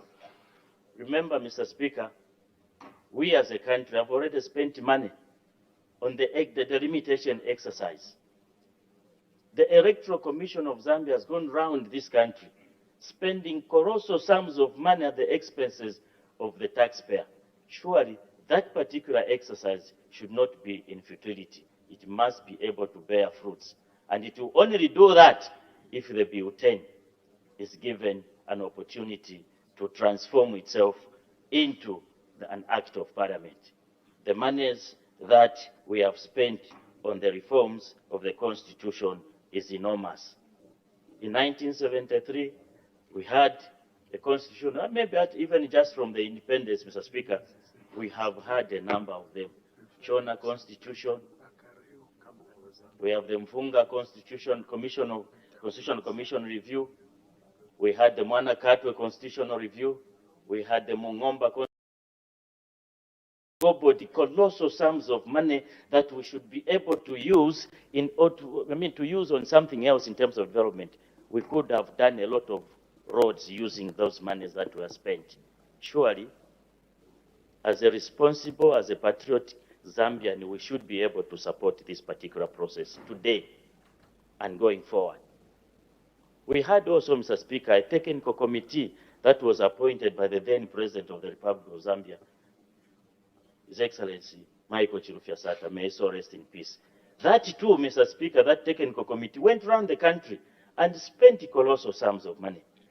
Surely, we need to stop and to put a stop to this by ensuring that the Bill 10, that today is before all of us as lawmakers, we support it. And we can also appeal to those that seem not to be supporting it.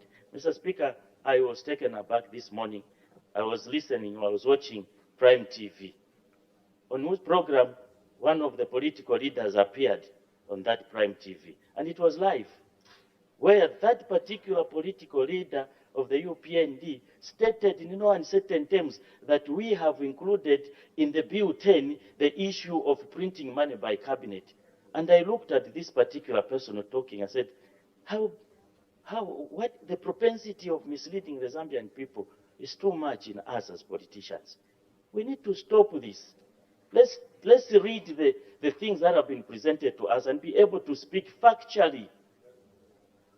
But to portray on Prime TV that the cabinet wants to be printing money and take that responsibility from the Bank of Zambia was it was the highest level of irresponsible talking, and we must be able to put a stop to that, especially when we are vying for the highest office in the land. We must be able to be responsible and speak the truth, because the Bank of Zambia itself has pronounced itself on these particular allegations, misinformation, and it is on record that it's nowhere in the bill, in Bill 10, where we had said government should be printing money, because we know that is a reserve of the Bank of Zambia. And he went further to say cabinet wants to be supervising the banks. How? How? When there is a governor's institution charged with that particular responsibility. Mr. Speaker, I think that as politicians, once in a while, we need to stand upright and protect the norms and the values and the principles that we ourselves have enshrined in the Constitution of the Republic of Zambia. Mr. Speaker, the other thing that I want to apply myself to is the amendment to do with Article 60. Article 60, Mr. Speaker, and now in this is Clause 12, it says the Constitution is amended by the repeal of Article 60 and the substitution of, therefore, of the following. I will go to Article 63.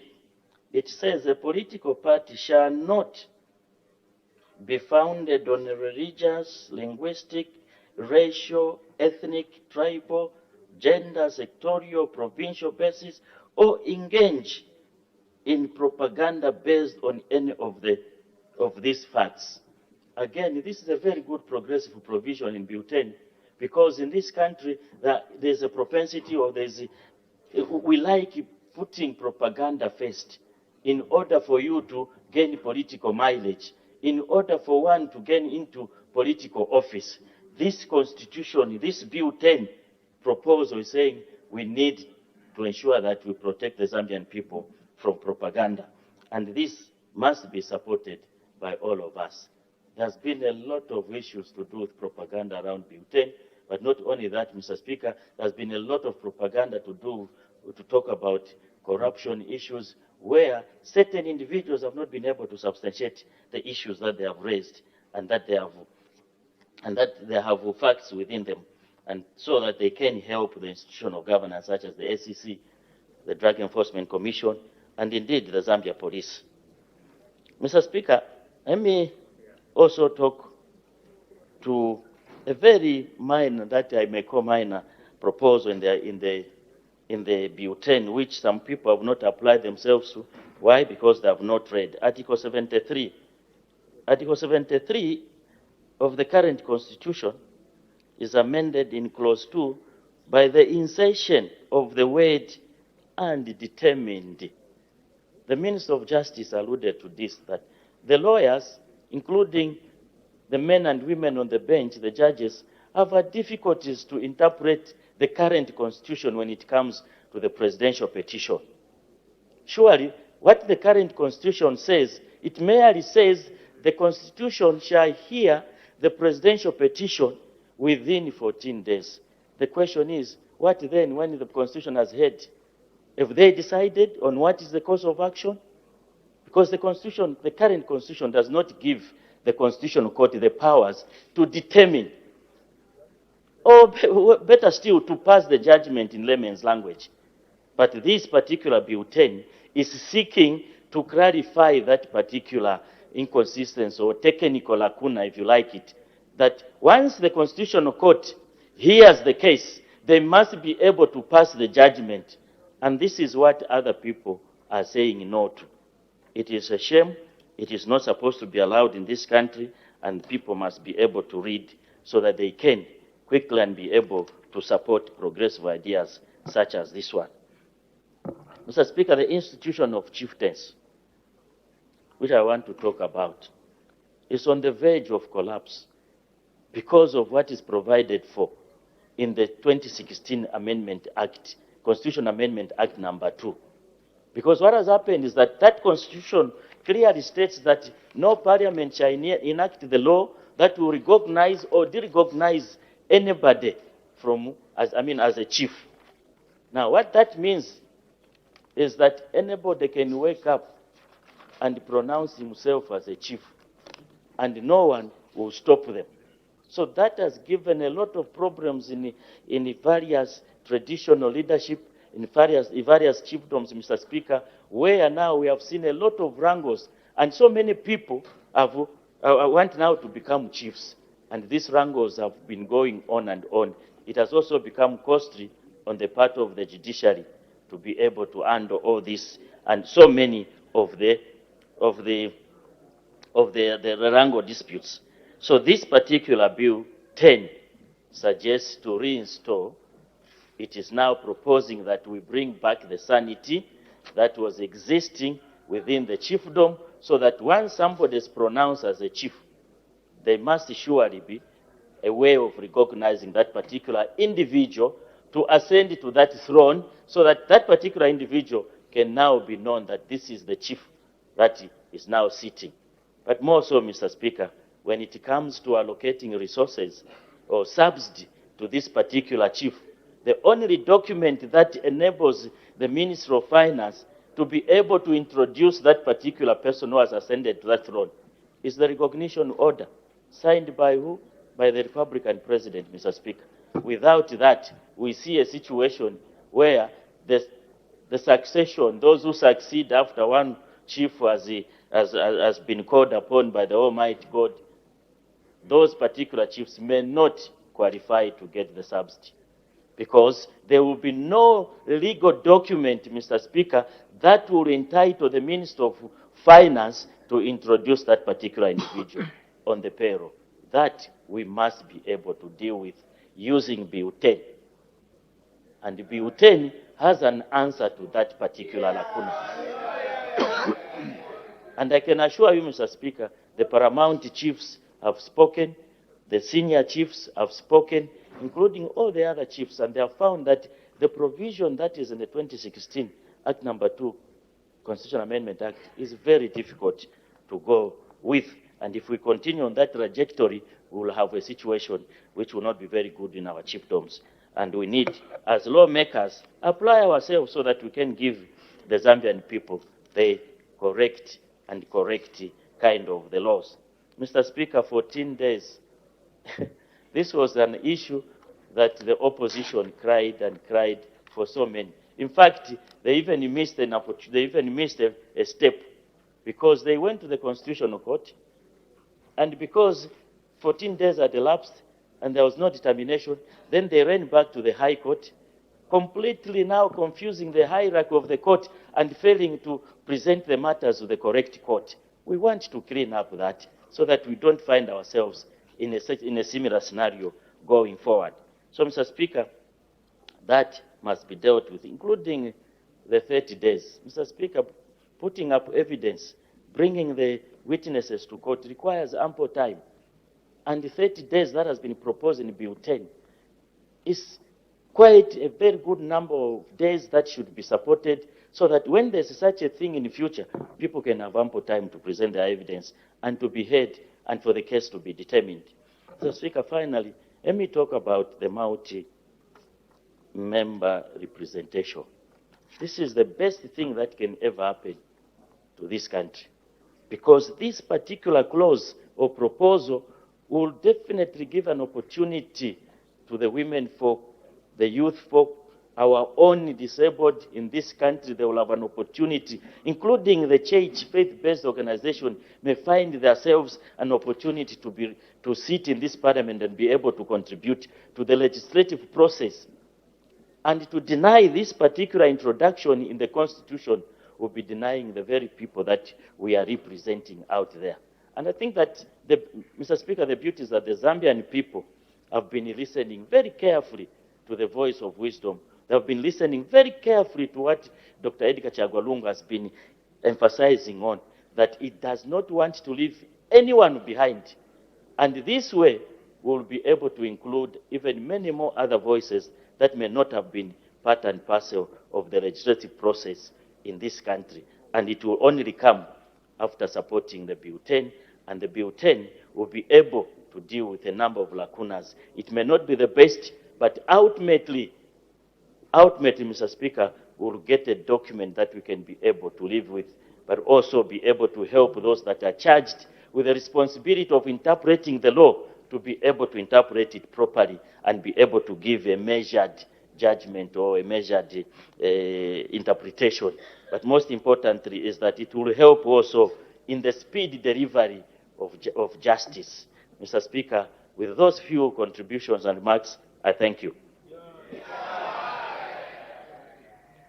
In order to balance the debate, I've also decided at this juncture to allow the Honourable Member for Nalikwanda to contribute to the debate.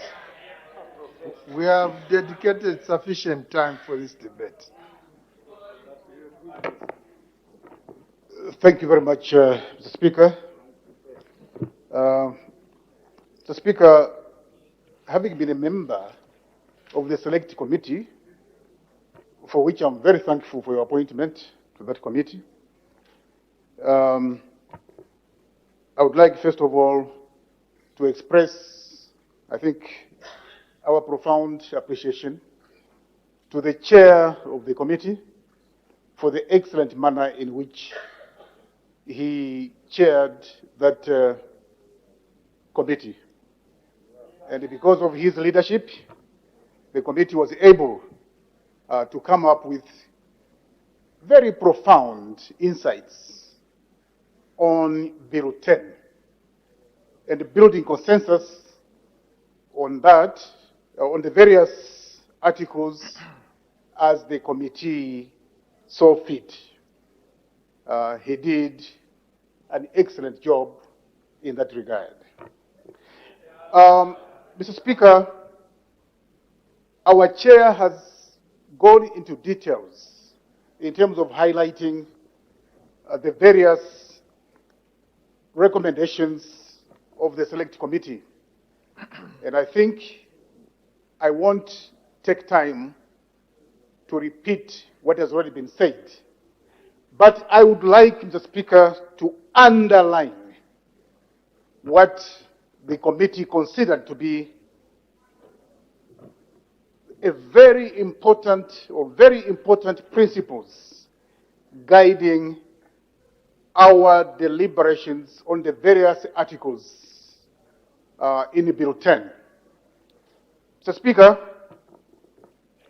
we are building a constitutional democracy, and this is a young constitutional democracy that we are building.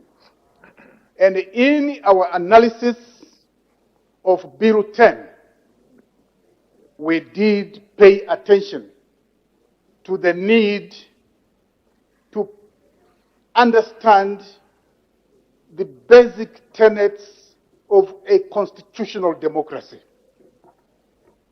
And the world over, there are certain basic tenets of a constitutional democracy.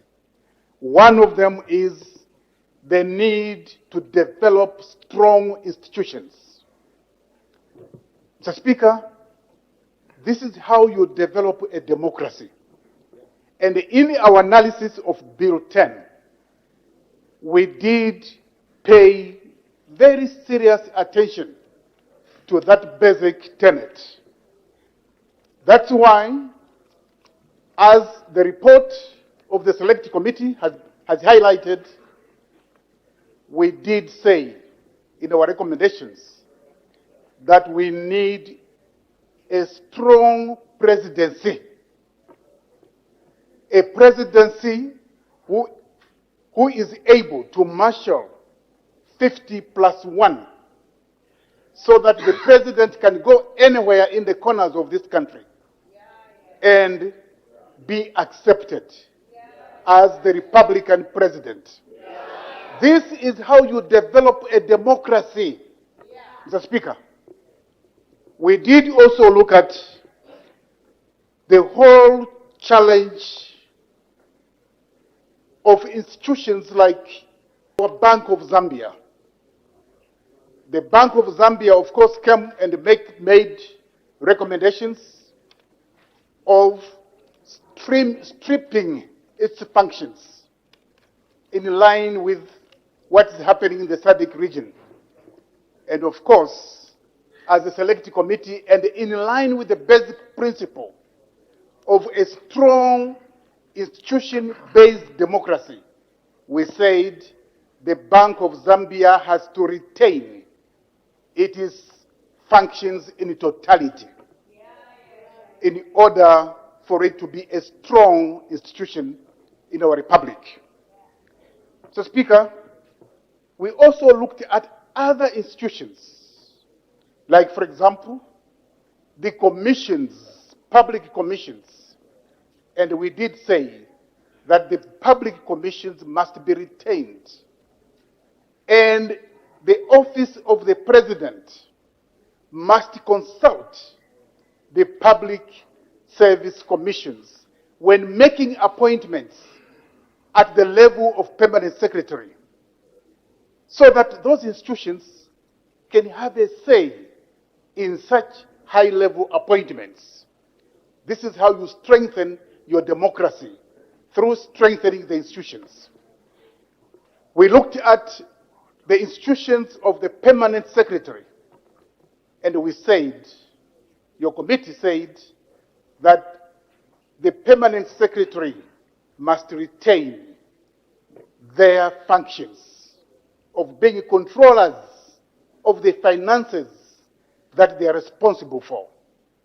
These are just examples of adhering to the basic tenet of constitutional democracy rooted in strengthening the institutions of governance.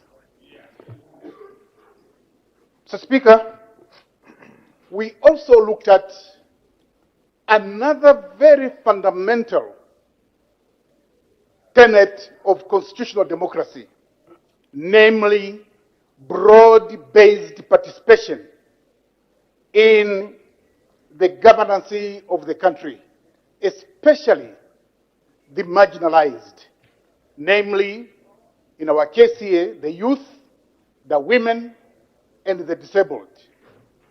And of course, in a strong democratic environment, we expect the voices of the young, the youth, the voices of the women, the voices of the disabled to reverberate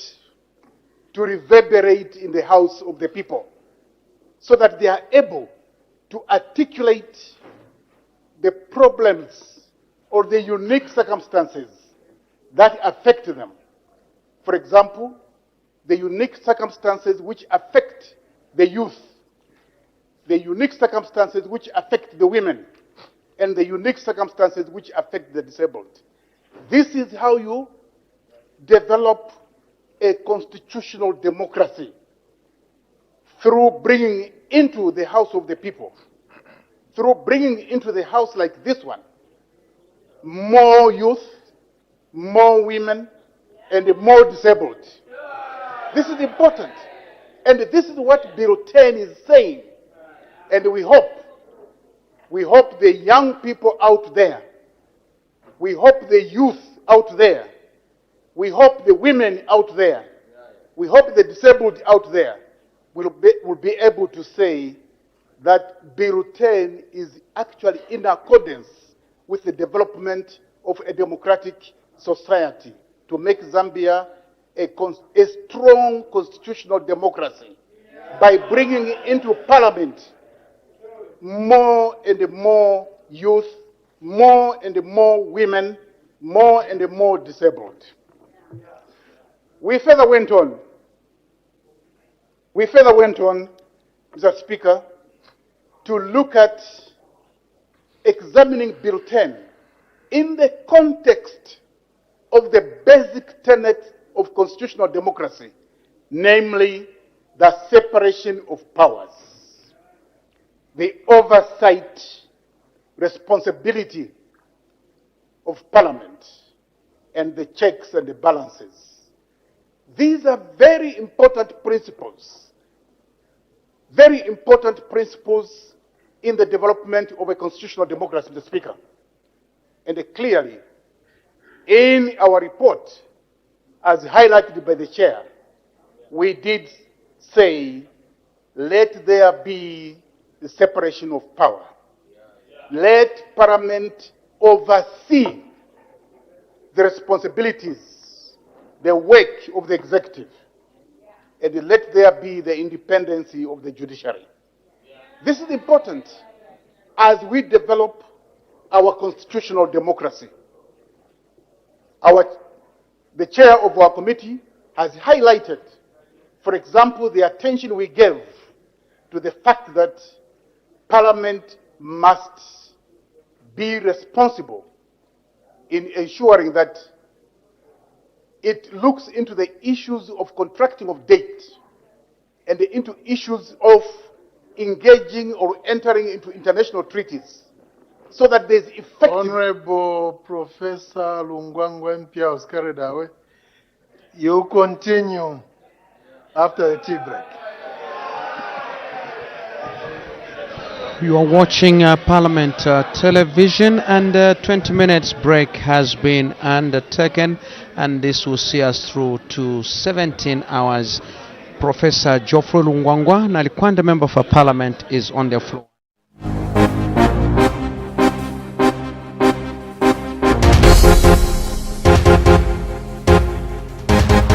News.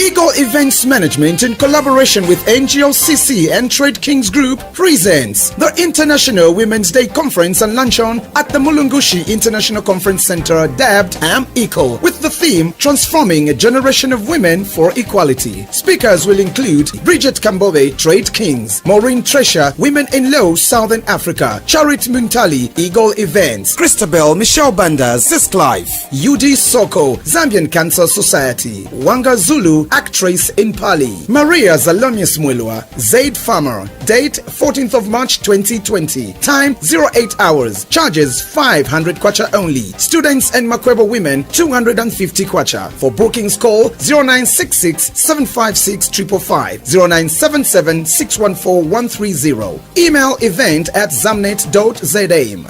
Don't miss out. Powered by Trade Kings, improving lives.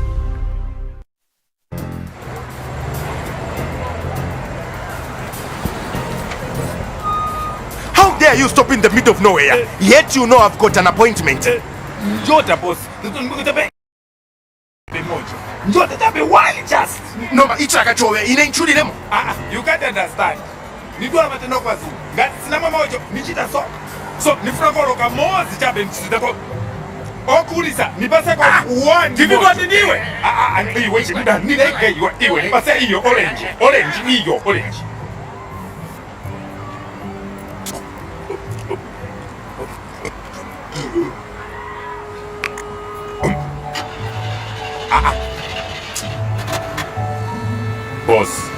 muliko na chigumu.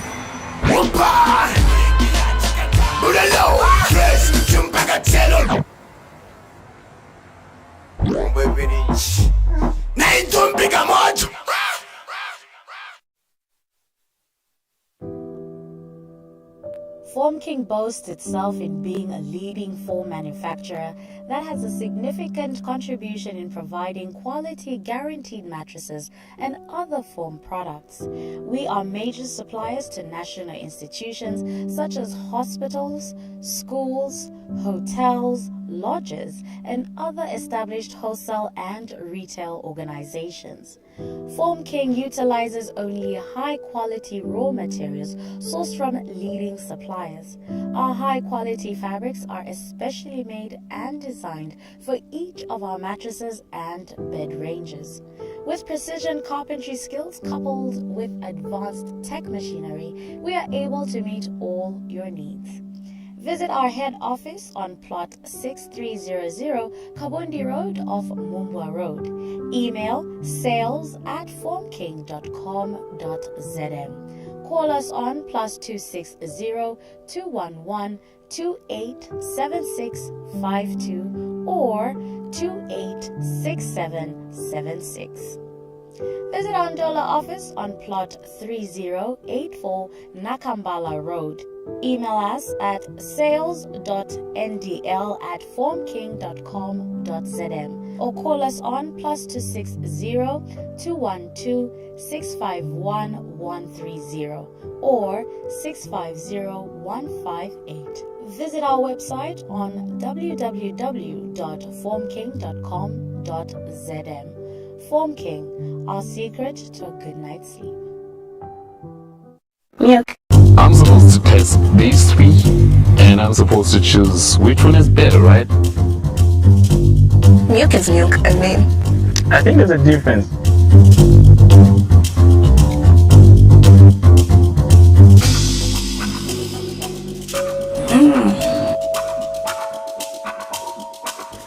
I think E is best. I'll go with blue. I love this one. This is my favorite. It's sweet. Satisfying, I should say. Making a throat relax. More richer. This is how milk is supposed to taste. That's excellent. I don't even know the name, but I love it. Wow. I didn't know it. Twin cow. No wonder.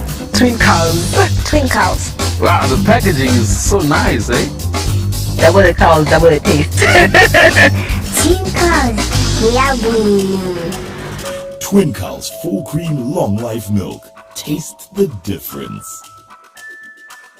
Trade Kings, improving lives.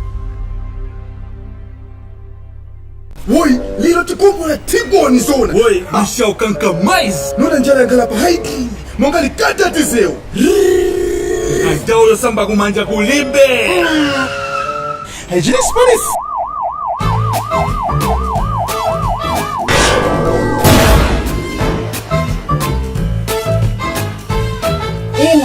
Contravening Cap 7 of hygiene laws. Mkudiasa samba kumanja. Je hygiene ya branch.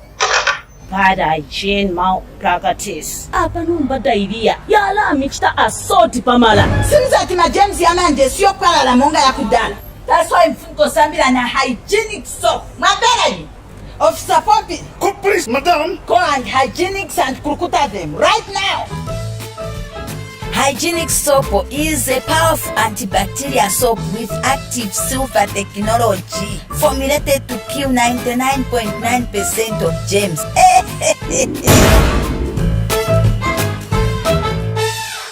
Hygienic soap. You are safe in our hands.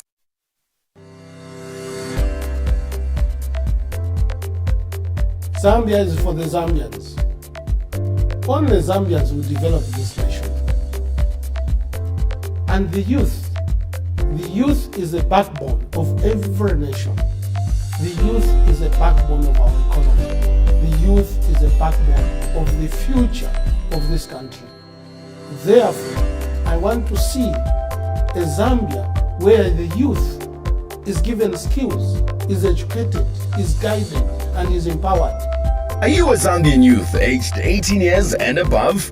and like many, are in need of empowerment opportunities? Now here is your chance with the National Restoration Party, NAREP. The NAREP Youth Empowerment and Job Creation Plan 2020 and beyond invites you to apply. Send an SMS to these numbers. Type your full name, NRC number, your town, village or district, and the type of skill or qualification that you have, or your area of business interest. Opportunities are available in the following areas: business and entrepreneurship, agriculture, energy, mining, information communication technology, media production and film, health and construction. Opportunities are also available for those with skills such as plumbing, tailoring, electrical, mechanics, carpentry, and so many more skills. There's no need to wait for 2021 to fix it. With NAREP, services to youths start now. Don't wait for 2021 to get your lifetime achievement. With NAREP, Niso Manje. Zambia for Zambians. Batata, you're here. I thought you said lunch. Oh, come on, my son. I cannot wait to see my first ever grandson. As a young modern wife, entertaining my Wapongoshi was always a mini nightmare. But today, I'll treat them to a special traditional secret. Tata, my sen. Oh, thank you very much, my daughter. Thank you very much.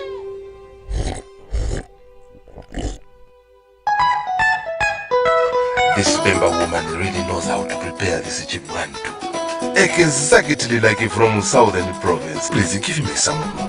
Times have changed, but some things in life shouldn't. Introducing Amasipsip Chibwantu traditional maize drink. Traditional taste that has stood the test of time. Last time I had such nice chibwantu was at home, prepared by my mother.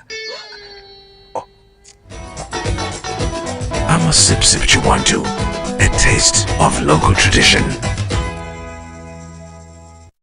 Trade Kings, improve.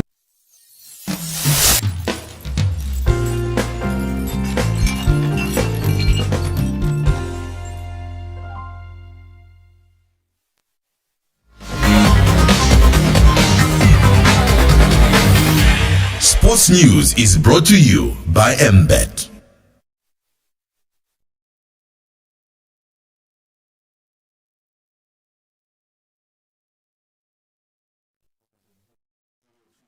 Postponed until next summer, and Japan still planning complete Tokyo Olympics. Later on, horse racing in Britain suspended. Those are the headlines. And now we get straight into the details, where Euro 2020 has been postponed by 1 year until 2021 because of the coronavirus pandemic, says the Norwegian FA. UEFA, European Football's governing body, has been holding an emergency video conference involving major stakeholders on Tuesday. The Norwegian FA says it was decided that the tournament will take place from the 11th of June to the 11th of July 2021. BBC Sport understands that the decision will be signed off by UEFA later on Tuesday.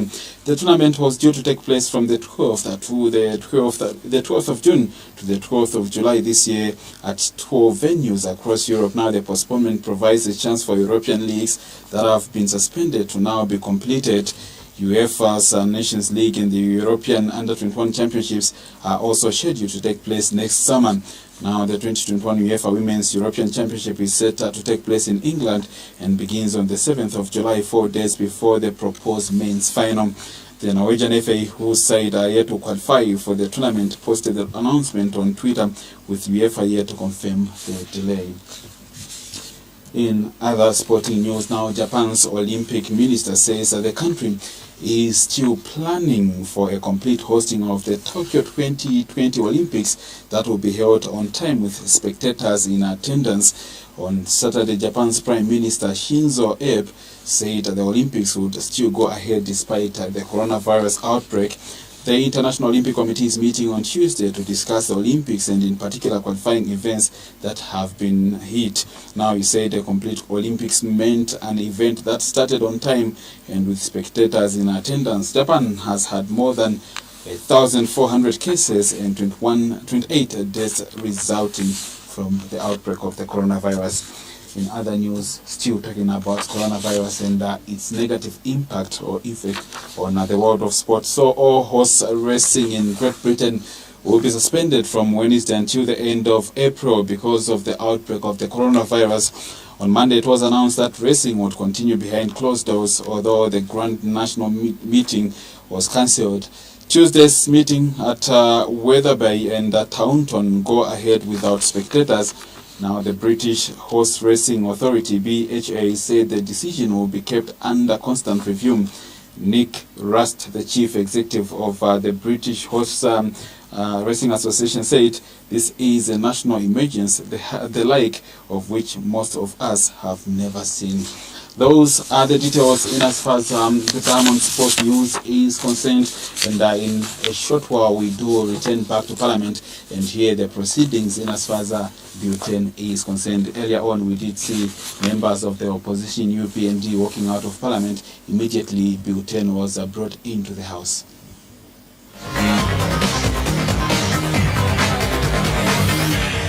The sports news was brought to you by Mbet. Mbet, where winners play.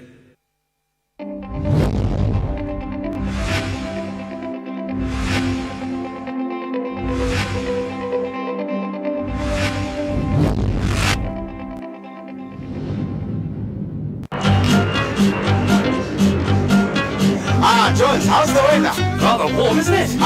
The boys will fix it. When?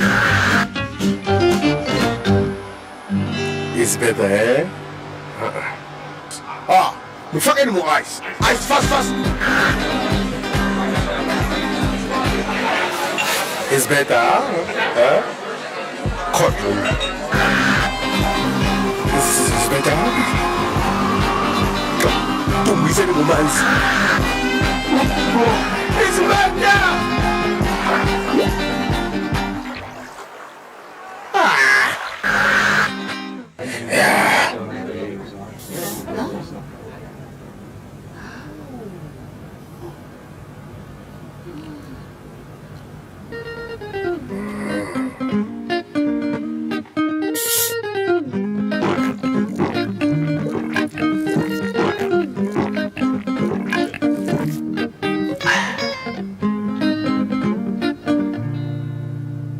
It's better.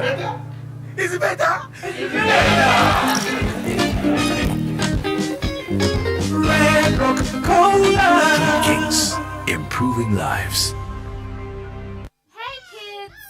Mommy, did you get them? Sweetheart, of course I did. Come on, let's wrap it up nicely before Grandpa gets here. Grandpa, we have a gift for you. What is it, my dear? It's brown. Brown. It's crunchy. And it has a favorite. Oh, delicious. I like it already. Open it, Grandpa. Choc Melts, my favorite. Introducing Chelsea Choc Melts, the delicious melt-in-your-mouth chocolate cream oat biscuits from Chelsea. Chosamand, Fakapo Mutima #1. Nothing is impossible for you under the sun. Make way for you, do what you do, and master the power that you got. Kung Fu, Kala Siliasi, Mosetiembe Gezaiwe, Utipulumusi, Ono Mapesha, Atipezi, Atizimbulusi, Tichitigiraiwe, Ungapange Komasamu, Tilangi show me power, show me Kung Fu, and that's why I can see your power deep inside.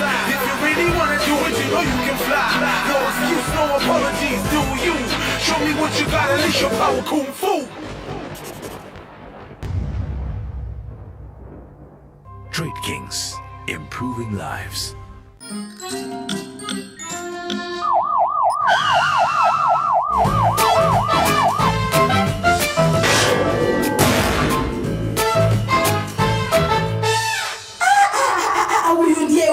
Taking food before washing after changing diapers. This is tantamount to dangerous cooking. Tawaishwa tama James ya nomba fibondo. Tayapwala ngama James yaka. Amanda mako tuma James tutatabe pate after pate. That's why Funko Sambila na hygienic soap. Ili na active silver technology wambele. Soap with technology. Of Sapambi. police, madam. Go and hygienics and kurukuta her right now. You are under Samba in the laws of hygienics. Hygienic soap is a powerful antibacterial soap with active sulfur technology formulated to kill 99.9% of germs. Hygienic soap. You are safe in our hands.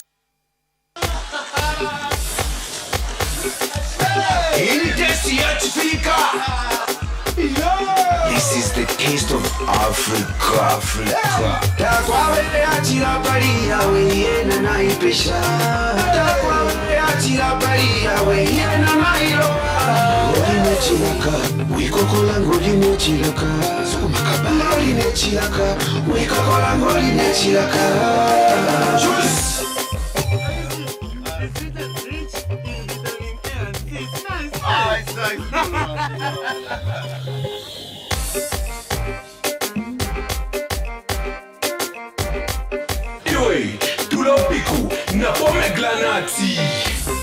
Revin products 100% juice. High juice. Juice. The taste of Africa. Juicy is manufactured by Revin Zambia Limited of Ndola. Yeah, but I just washed this. Nalipate fiko ineshifaya fiko etambo fecha boom. Nizonda doti ndiye tamene nikondo sereze sabun. Makes your white much whiter.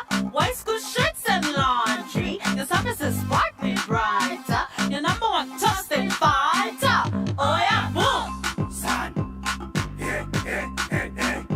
Oh yeah, boom. Introducing Boom Household Bleach, your new #1 bleach specifically formulated to bring out the whitest whites in your laundry, plus many more uses in your home.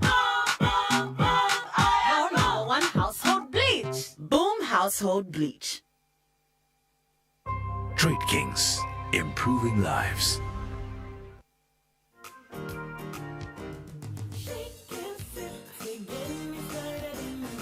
For those school lunches, for that much-needed break at the office, or just to replenish your energy levels.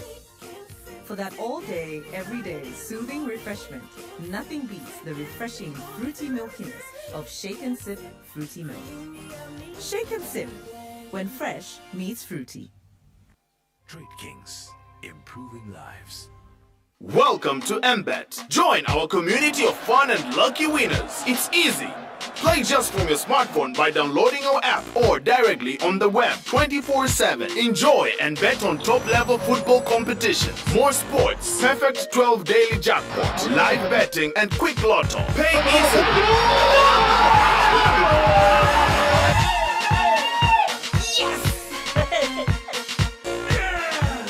MBET. Get your bonus on www.m-bet.com/ZM. Pay easily with MTN Mobile Money, Airtel Money, and Zamtel Kwacha. If you have the courage of a lion, then it's time to break your limits and set new ones. If you have the determination not to concede defeat, then it's time to change your tactics. For you to be vigorous, sharp, and unstoppable, you need the ultimate arsenal to see you through the battle, to surpass any previous limitations, to conquer all obstacles, one by one. Your mission: victory at all costs.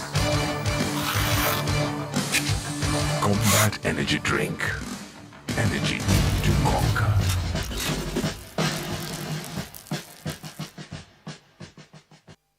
Trade Kings, improving lives.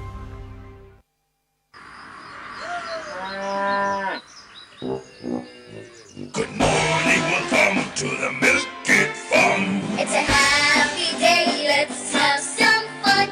We'll start with the keys to the pretty girls. And pour the milk, The flavor's young, and this is how milk it gets done. A Milk Kid is a milkshake made with love and fun. Milk Kid! The fun and how we make it, we blend it shake it until we get it done. Chocolate and vanilla, strawberry and banana, enjoy in every sip. So when you want a milkshake with taste that you won't forget, go and grab Milk It. Pick your favorite flavor from chocolate, vanilla, strawberry and banana, and taste the joy in every sip. Milk It Milkshake, the shake that moves. Trade Kings, improving lives.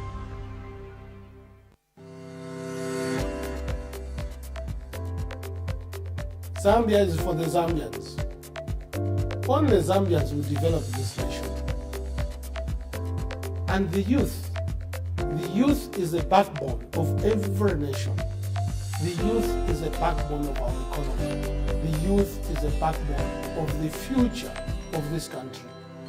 Therefore, I want to see a Zambia where the youth is given skills, is educated, is guided, and is empowered. Are you a Zambian youth aged 18 years and above?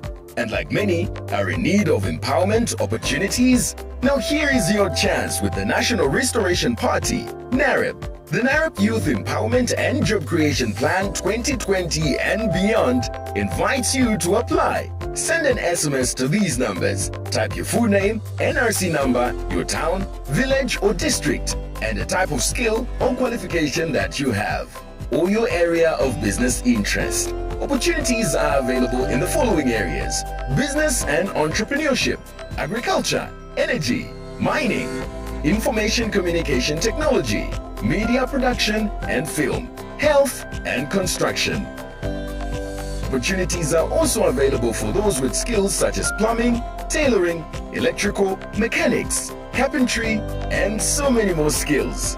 There's no need to wait for 2021 to fix it. With NAREP, services to youths start now.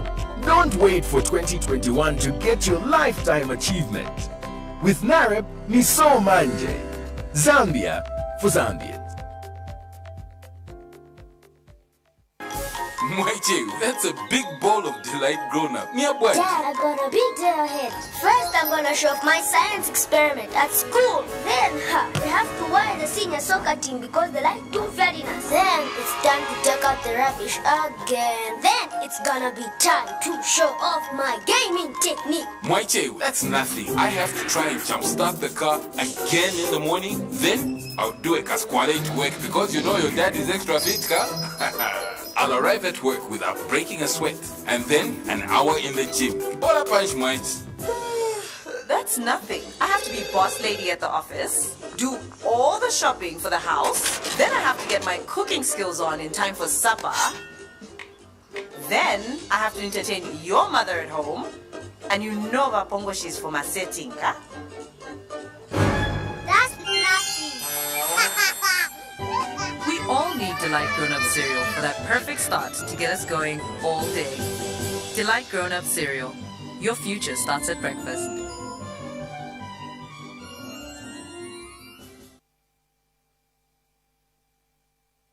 Trade Kings, improving lives.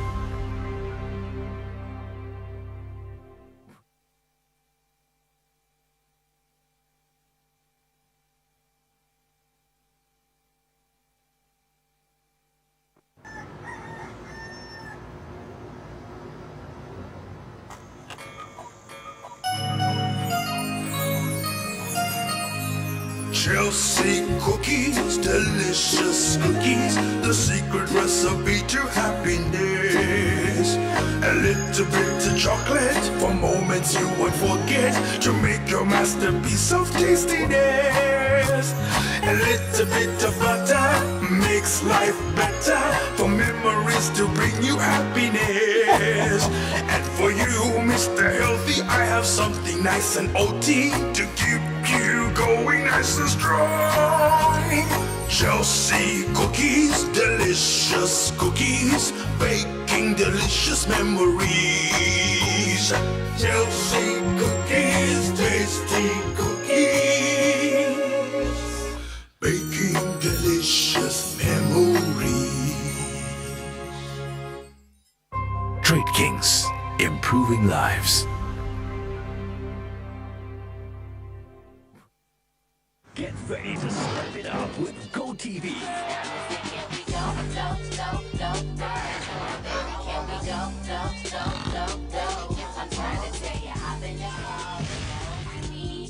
Step up your entertainment with GoTV. How does this work? You need to listen to me. Pay your account now and we'll upgrade you to the next GoTV package. Don't wait. Pay now and step up to more for the whole family. That's exactly what I want. GoTV. Live it, love it.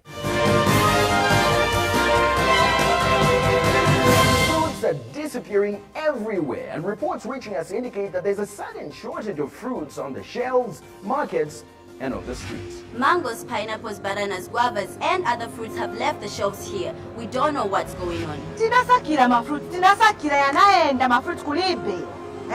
Kulichape kandoro. Mbona nza kulichape kandoro? We refuse to give up on this problem. We are going to find the solution.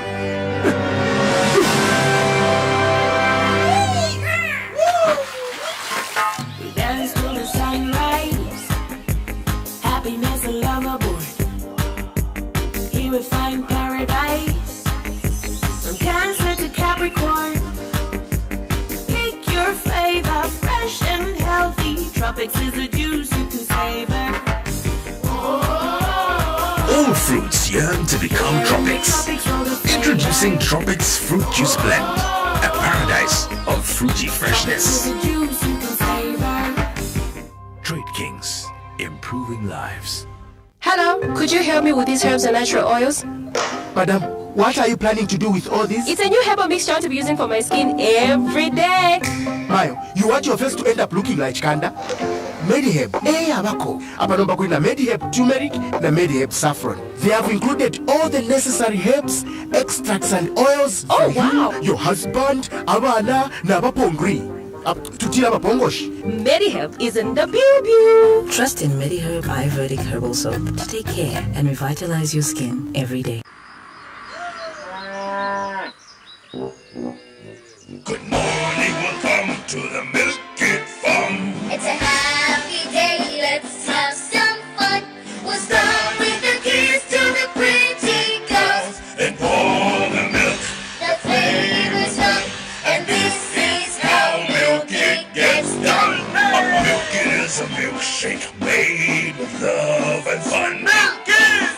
The fun and how we make it. We bend it, then we shake it until we get it done. Hey! Chocolate and vanilla, strawberry and banana, enjoy in every sip. Milk It! So when you want a milkshake with taste that you won't forget, go and grab Milk It. Pick your favorite flavor from chocolate, vanilla, strawberry and banana and taste the joy in every sip. Milk It Milkshake, the shake that moves. Trade Kings, improving lives. We're diving in deep this March, flexing our muscles to give you a great viewing experience. Let's do this. Put your big girl pants on and forge your own path. This is the first check I've ever gotten. How many people would give it be a gram? It's not all scrubbed up. Hostile conditions, huh? Brush it off. Stay connected to GoTV for shows that will get you pumped up. We're going all in this March. GoTV, live it, love it. Woi, lilo tikumbula tiboni zona. Woi, mishaukanka mais. Nuna njala galapa haiti. Mongali kata tizeo. Kaitaulo samba kumanja kulibe. Hey, just Spanish.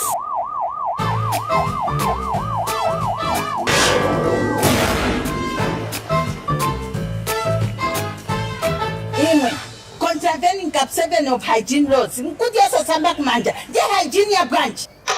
Bad hygiene malpractice. Apa numba diarrhea. Yala mixta assault pamala. Sinza kina James yamanje sio pala la monga ya kudala. That's why mfuko sambila na hygienic soap. Madam, Officer Poppy. Go please, madam. Go and hygienics and kurukuta them right now. Hygienic Soap is a powerful antibacterial soap with active silver technology formulated to kill 99.9% of germs.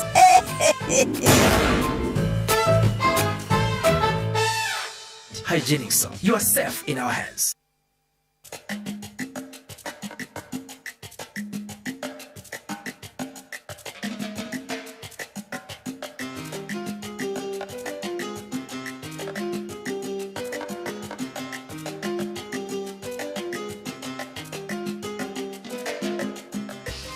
Let's go into a world of taste and wonder, where homegrown natural ingredients burst with the flavor of real buttery love.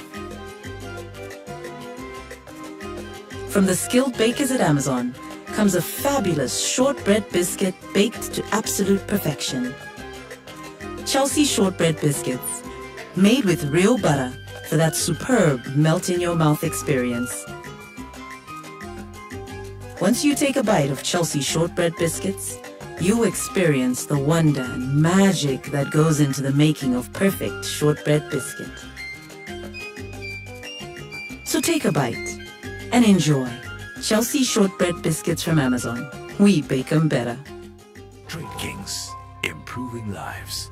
GoTV brings you more tension, more excitement, and more flair this March. It's top dogs against underdogs in the FA Cup, and as usual, you can never be too sure who to support.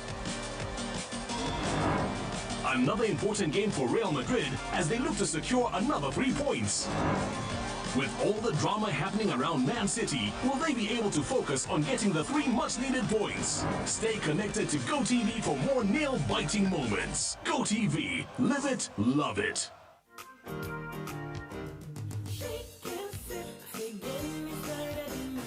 For those school lunches, for that much-needed break at the office, or just to replenish your energy levels. For that all-day, everyday soothing refreshment, nothing beats the refreshing fruity milkiness of Shake and Sip Fruity Milk. Shake and Sip, when fresh meets fruity. Trade Kings, improving lives. Milk. I'm supposed to test these 3, and I'm supposed to choose which one is better, right? Milk is milk, I mean. I think there's a difference.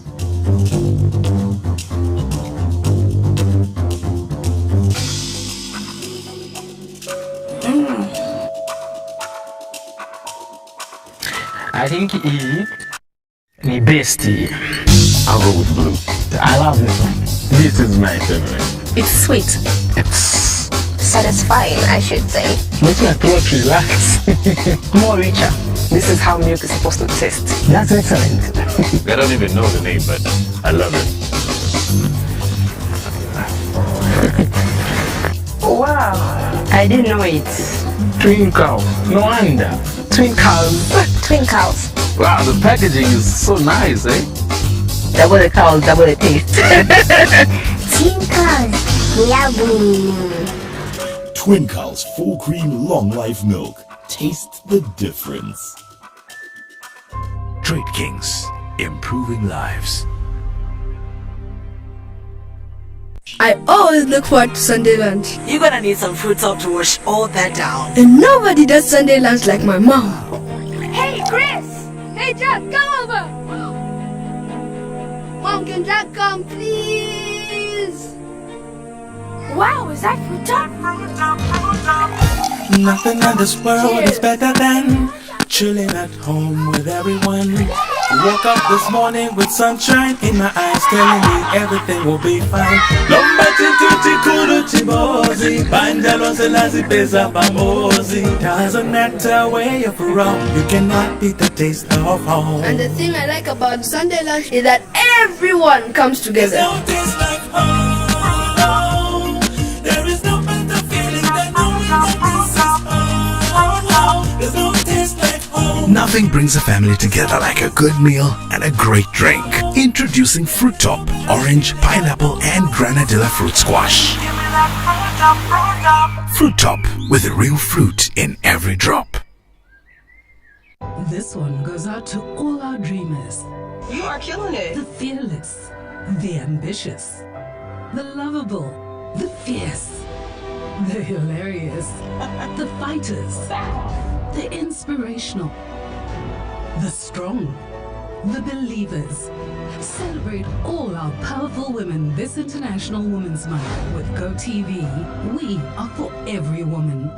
GoTV. Live it. Love it.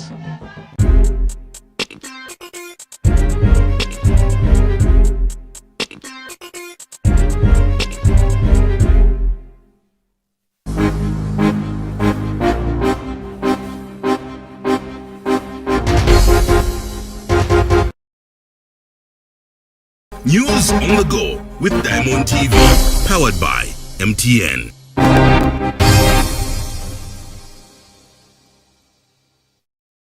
Is that President Edgar Chagwa Lungu acknowledges the fact that Zambia is a Christian nation, and we want to put that in the operative clauses of our constitution to enshrine our Christianity, where we continue acknowledging that we can coexist with other religions. Otherwise, if they don't exist, whom are we going to evangelize to? We need them. Mr. Speaker, it is very clear that the issue of representation out there, a typical example is Malambo constituency. So vast a constituency that now there's a proposal for delimitation, in which case the constituency will be divided into two. If the constituency is divided into two, it means that the 1.6 million kwacha that we receive as CDF will be doubled.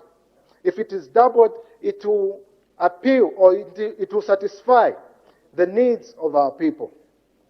It will at least contribute to the development of Malambo constituency at a better rate, because more money will be taken into the constituency.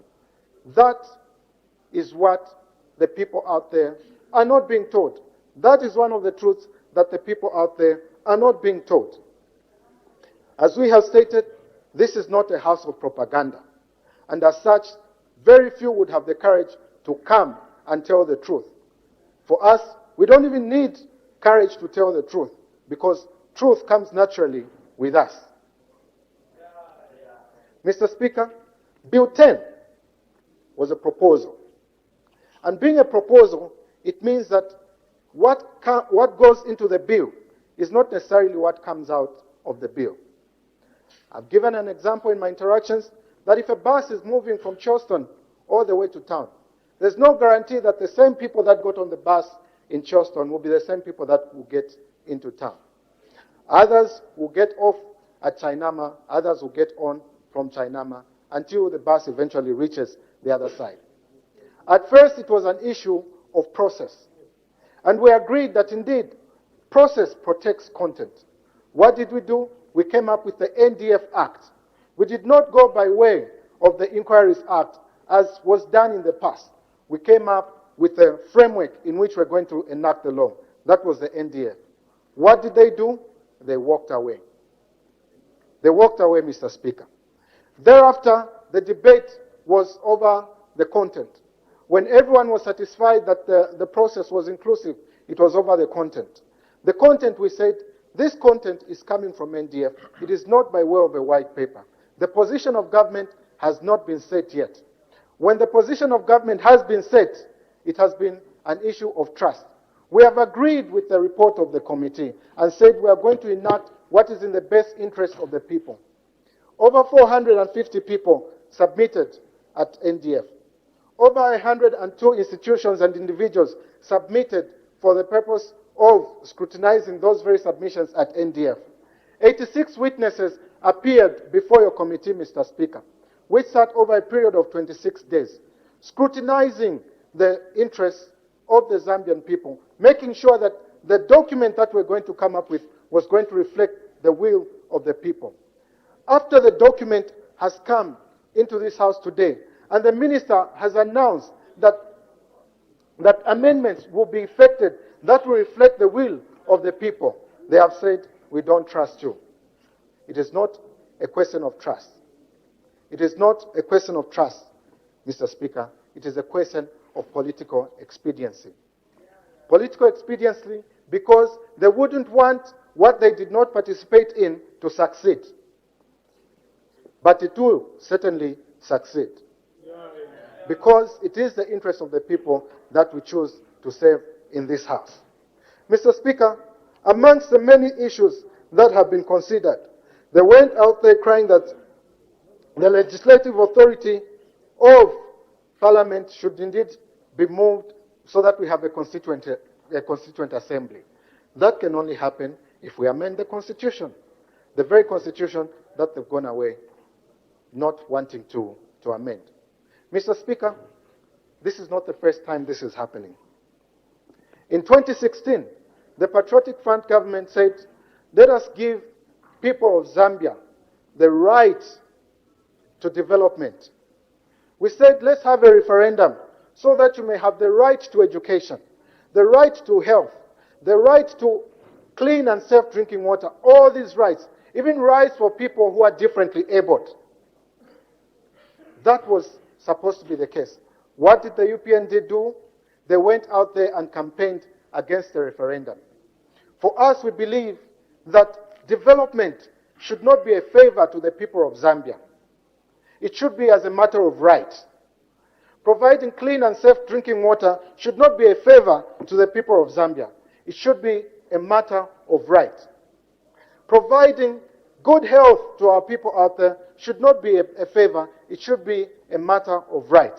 Where if successive governments do not, the people of Zambia should be able to go to court and say, we are entitled to this, give us what we are entitled to. What did the UPND do? They said, no, we should not give the people of Zambia that. And they campaigned against the referendum. Today, it is happening again. It is happening again. In our ways, in order to mitigate what was lost in the referendum, we are saying, let's have better representation of the differently abled. Let's have better representation of the differently abled, a right which we had enshrined in the proposed Bill of Rights. Let us have it better. What are they saying today? They are saying, no, we do not deserve that. Mr. Speaker, if we had representation, better representation of the differently abled people, as I'm speaking right now, there should have been a sign language interpreter interpreting to the deaf and dumb people what I am talking about. That has been denied to them. In fact, we should have enacted a law because there would have been someone speaking for them to say every facility that we are going to build in this country should have access for the differently abled people. We are in this situation because none of us in this house are thinking in that manner. Until it happens to us, until we become deaf, until we become dumb, until we become blind, then we realize the importance of representation in this particular house. We will realize that it is important that this marginalized group, there should be someone who will be able to speak for them. Mr. Speaker, we had floods in Malambo constituency. And when we had floods in Malambo constituency, the differently abled were affected. There are those that couldn't swim, Mr. Speaker, in those floods that came in the middle of the night. There were those who were blind and had no canes to be able to walk themselves to safety. There are those who were deaf and dumb and could not cry for help because they were drowning somewhere. What are we saying about them? I will not sit back and neglect those. Mr. Speaker, we will lobby all members of Parliament to ensure that there is representation of the differently abled. We will continue to lobby everyone because we feel this is an issue of conscience. We have not struck the three-line whip in this section of the House because we believe that the Constitution is a document of conscience where each and every member of Parliament should be able to express how they feel, should be able to express the will of the Zambian people, should be able to express what exactly they desire to see Zambia to be. And posterity will judge us correctly that indeed we took the very interest of the Zambian people at heart. We said we're going to afford them better representation. We said we're going to increase representation even in this particular house so that there are many voices to be able to add to the democratic dispensation of this house and indeed of this country. And I know that the people out there have seen for themselves because the mistruths or the falsehoods that were peddled out there are not capable of being repeated in this house. They have no courage to come and repeat the falsehoods in this house because it is not allowed to repeat or indeed state falsehoods in this house. We will hold them accountable. We will hold them accountable. And in holding them accountable, let the people of Zambia see all those that have walked out for who they are. If it was permissible, I'd have said they were liars. But I will not say they are liars, but I'll say perpetrators of misinformation. With those very few words, Mr. Speaker, I'll take my seat. Just withdraw that for the record. So For the that I record- don't go through the trouble of For the expunging. for the record, I withdraw my statement to say if it was not acceptable in this house to say they are liars, I would call them liars. I withdraw the fact that they are liars. Honorable Member, or rather the Minister for Western Province.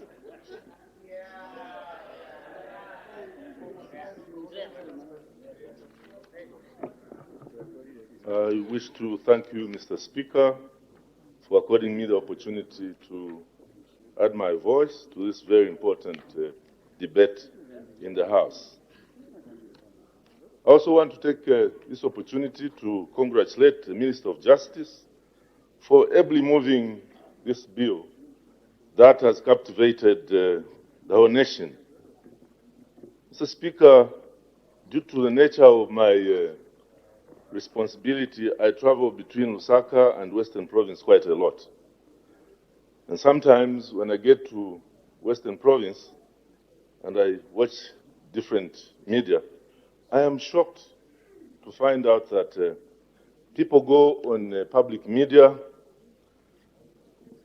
private media, telling all sorts of untruths to the nation.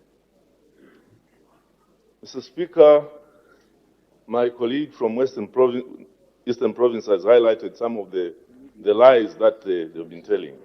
The Honorable Member. The tales. Please withdraw that word. I withdraw the lies that they've been telling, but replace it with untruths. Not the lies that have been withdrawn. The word lies. I withdraw the word lies. Yeah, that's all. And proceed with your debate. And that they've been giving these falsehoods to the nation. In fact, recently, I got a call from one of my boys in the university saying to me, "Dad, we don't want Bill 10. And I said, "What do you say?" He says, "They don't want Bill 10. Why? No, they've just told us we don't want Bill 10.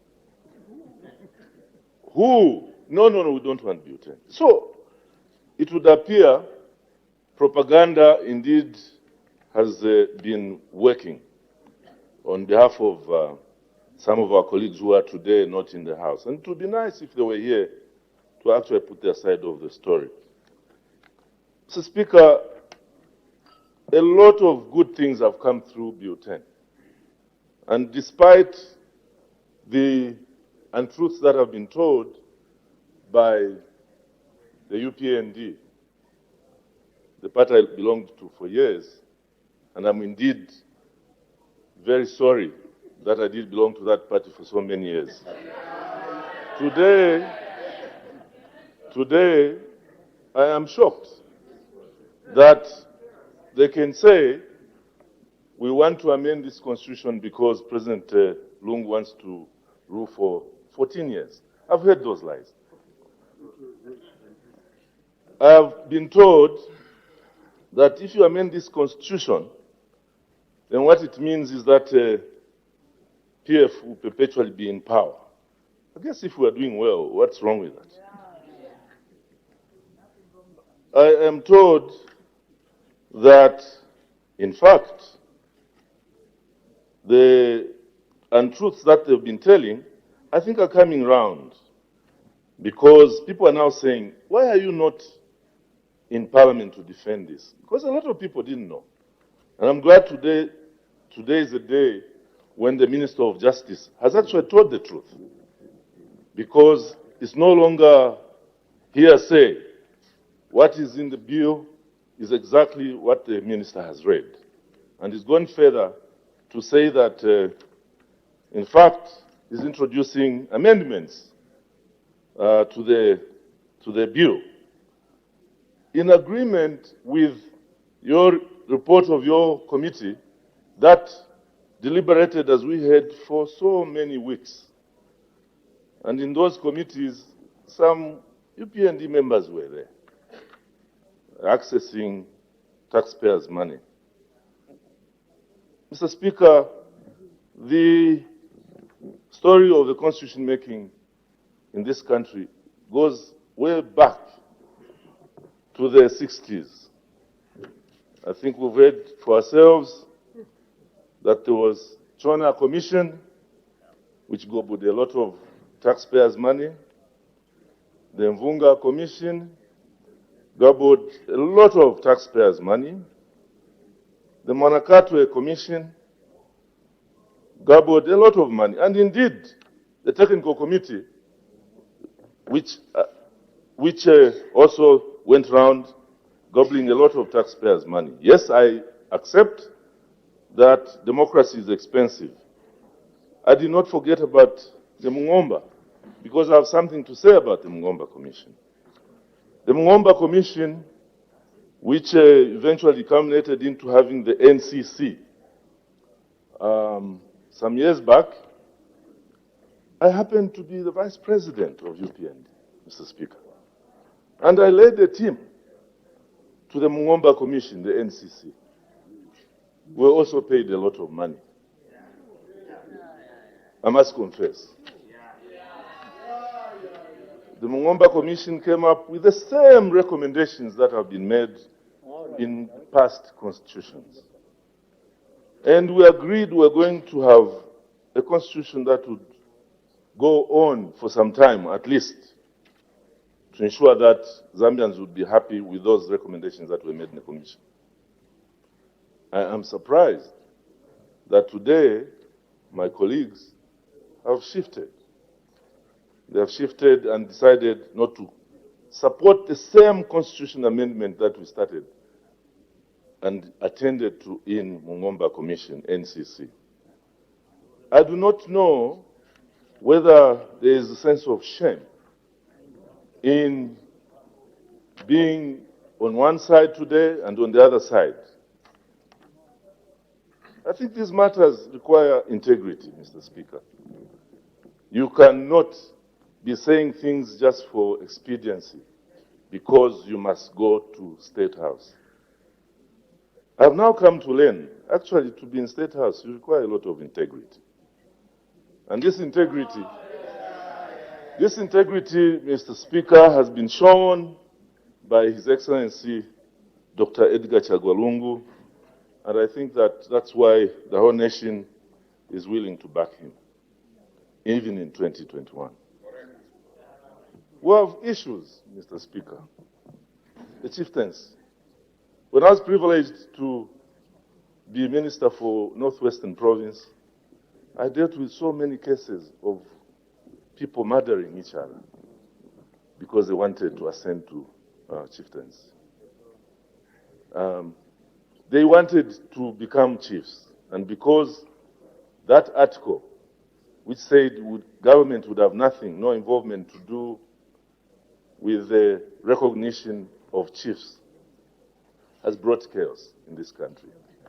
And they started lobbying that going forward, we want this amended. Again, I've been privileged to move to Western Province. I've found similar situations. A lot of chiefs have been lobbying and saying, this must change. What moral authority do my colleagues on your left have to ignore the chiefs that are in their constituencies and who lead their people? I think this is to expose themselves, and I think we are talking to the chiefs and saying, these are your representatives who do not want to resolve the issues that are in your constituencies, in your chiefdoms. We are talking about delimitation of constituencies. I have a lot of colleagues on the other side who complain of the sizes of their constituencies, Mr. Speaker. And I can attest to that. Give an example. there will be a constituency like Mwinilunga, a constituency like Kasempa, where if you move from one end to the other, you are covering about 210 kilometers. What service delivery can one individual give? And when you are given an opportunity, and they complain every day. Some of them say to me, if you could only remove this one, we can all. And I thought I should highlight some of the things that, of course, a lot of them have already been highlighted by my colleagues who have spoken. But the truth is that if the Constitution passes today, tomorrow, whichever day, it means there will be proper representation. For those of you that have not been to Mufumbwe, you have to go from one end of a constituency through another district to get to the other end of the constituency, in another province, almost in another province. What is wrong with us being normal with ourselves and correcting the situation that is making representation very difficult? And yes, a lot of them are said to be absentee MPs because there's just no way you'd cover some of those constituencies in a month, let alone in 3 months' time. Therefore, I don't see what they're against here. I was thinking they would come through and say, let's debate this matter so that we can deal with these matters. Mr. Speaker, the other issue is that of the mixed member representation. I have heard a number of people argue sometimes that, no, you cannot bring in people in Parliament through the back door. But here we are. I think it has been said that women in this country actually are in the majority. Women in this country are in the majority.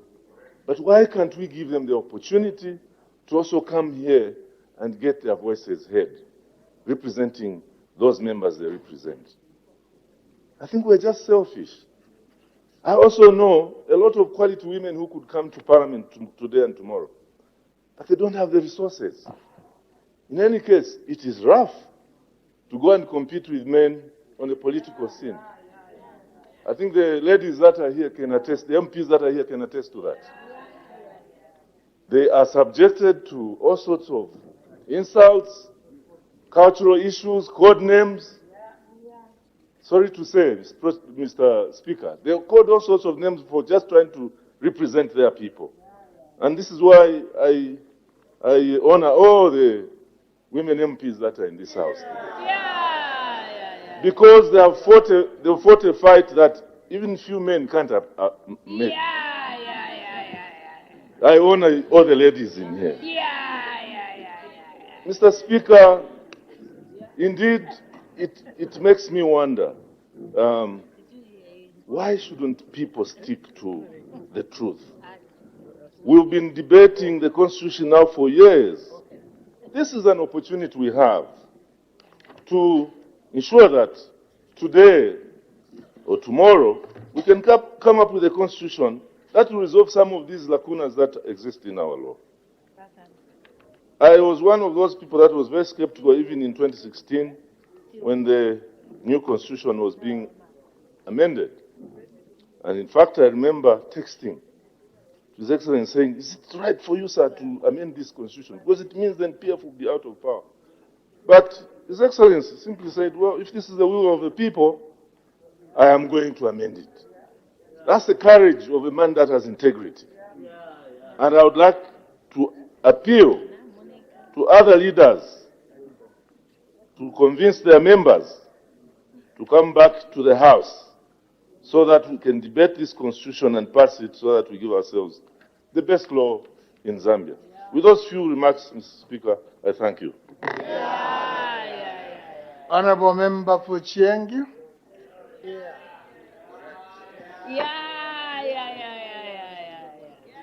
Thank you, Mr. Speaker, to allow the voice of Chiengi to debate on this very important issue, which is very important to the people of Chiengi, who've been wanting me to explain what Bill 10 is all about. And I want to thank you, Mr. Speaker, to have added me to the select committee which scrutinized the amendment on this Bill 10. Mr. Speaker, it's quite painful that we sing the national anthem where we say one Zambia, one nation, where we talk... Point of order raised. Thank you so much, Mr. Speaker, and I want to sincerely apologize to the Honorable MP for Chiengi, who is just beginning a discourse on this very important matter.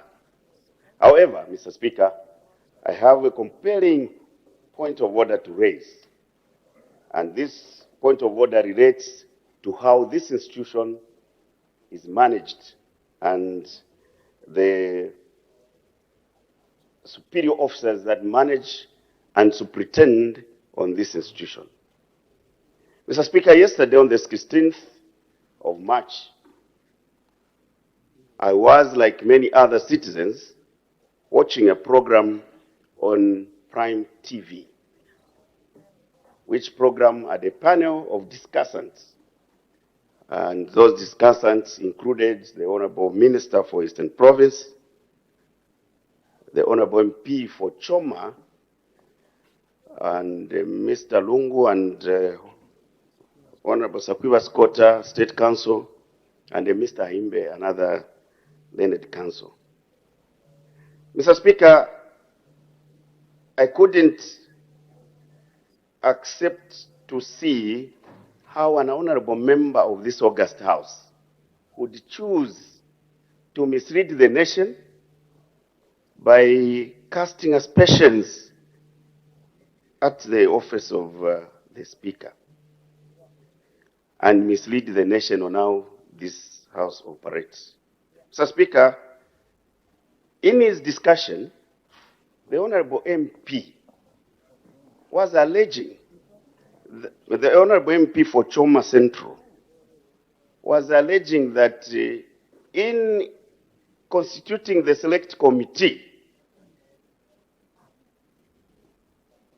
which scrutinized the bill under discussion today, deliberately included two members of this august House who, in his own thinking, Mr. Speaker knew that they wouldn't form part of the committee, they would stay away.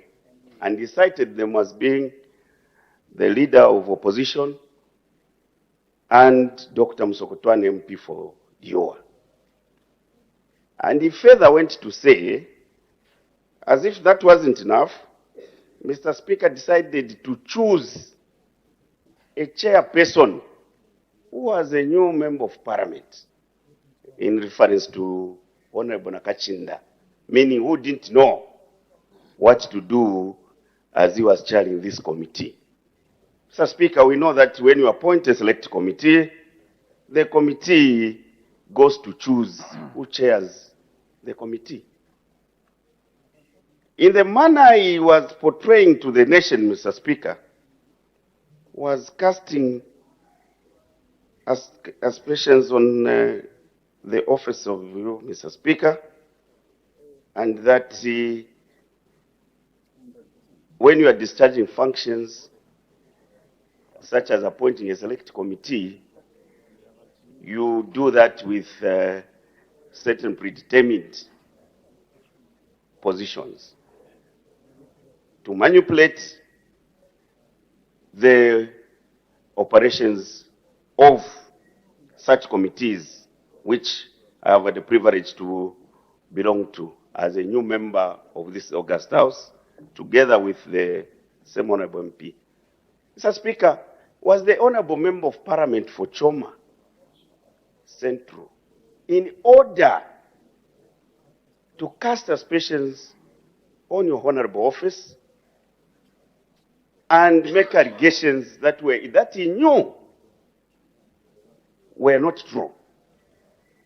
Mr. Speaker, for the purpose of the integrity of this august house, I seek your serious ruling. I thank you, sir.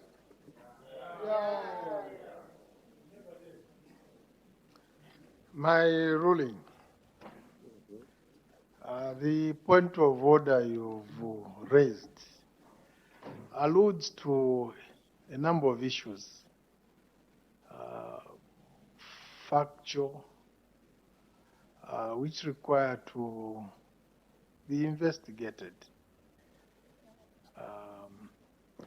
Therefore,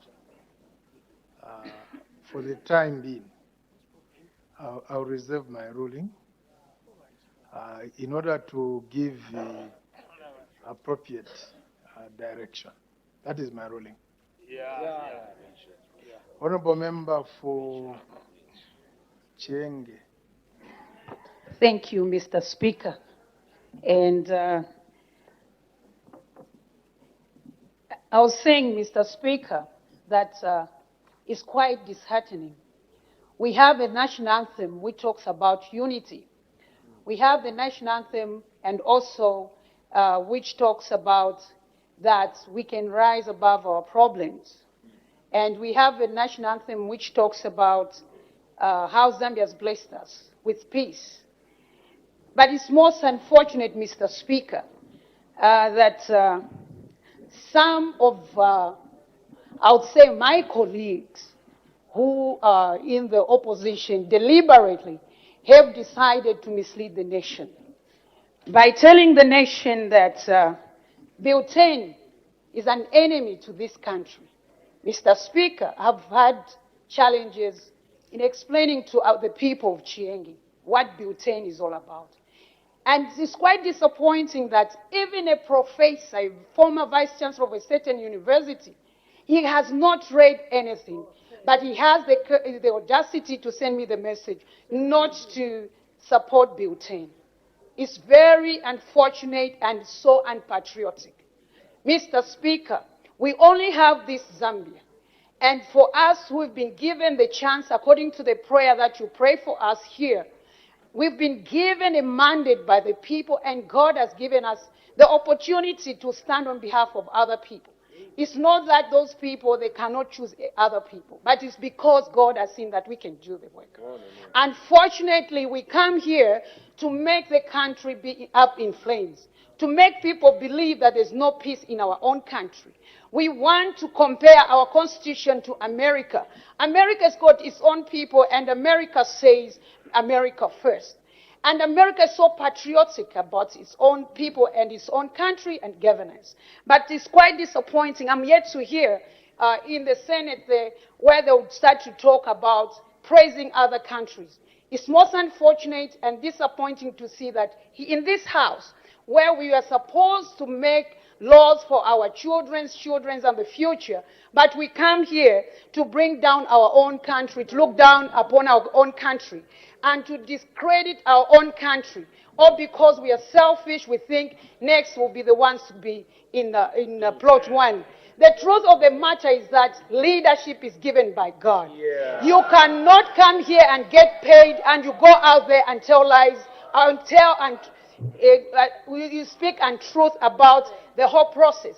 I watched last night's Prime TV program. My heart was beating, Mr. Speaker. There is no way somebody would say the Speaker erred in selecting this committee. Meanwhile, you are part and parcel. When we're here, we are here to represent the people of Zambia, not a political party, not a political leader. But it's most unfortunate that Bill 10 has been preached outside there. That Bill 10 is meant to have the current president to stay forever, to be a lifetime president. Bill 10 is going to be a document which is going to make the ministers print money. Where on earth? Why would you say such things, honestly? The integrity of this House, we create an August House, and we are called honorables. We are expected to be honorable in what we say out there. But it's most unfortunate, Mr. Speaker. The same, I'm so disheartened about the women who belong to the UPND. They're supposed to stand for women We are getting fewer and fewer in this place. And we want Bill 10 to go through so that next time at least we'll be at 60% or 50% of women in this house. We are looking at the disabled, Mr. Speaker. I know very well, I haven't seen most of disabled to be cabinet ministers. I think if I remember very well, there was, sorry to use this word, the blind man who was in the Kaunda, Lazarus Temple. But then the president tried. But if you go out there, we've neglected the disabled people. Even the jobs only Pick and Pay and Woolworths is trying to make these people feel counted. Mr. Speaker, if we can have a lot of these people in here to represent their own, we'll be able even to look into their education because they feel it. In my language, we say, umuchelo kufina. The one who is lifting the weight of that sword will be able to tell how heavy the sword is. Mr. Speaker, we are here, we pray, and when we look at the preamble of our constitution, we claim that we have our faith in God. We are a Christian nation. Why can't we also be identified like Christians? When you go to Qatar, yes, there is an Islam state, but they'll allow Christians to have their churches, but they're not a Christian state. They're Islamic state. And this is what we are saying also about Zambia. We are not saying other religions will not allow them, but we want to tell them we are a Christian nation. And these are the values that we believe in. And I cannot just believe that somebody whenever in their dream they think they're going to be the president, what are they going to use to be sworn in? How are you going to read the Bible when you don't believe in the contents that is in that document? Mr. Speaker, is quite disheartening because this Bill 10 is a progressive document. And I want to urge the House to print it in all the languages so that people can understand.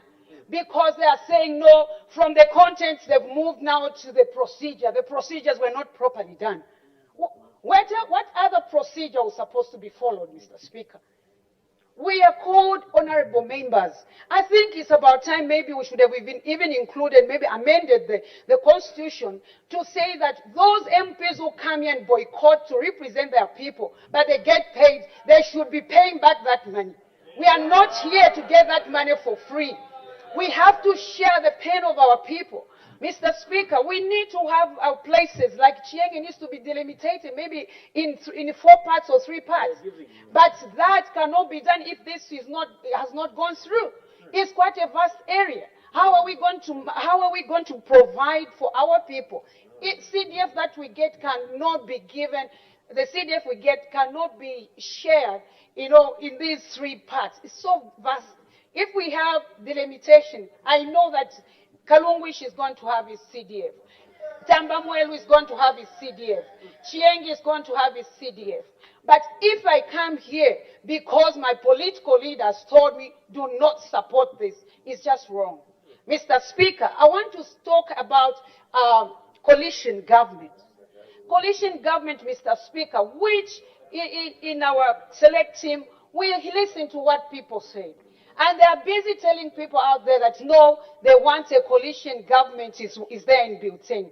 People of this great nation, listen, there's nothing like that. And even in the recommendations that we've done, we've said we cannot allow this coalition because we've seen this coalition has not worked in the past. Has not worked in the time of the Kaunda and in other countries. It has not worked.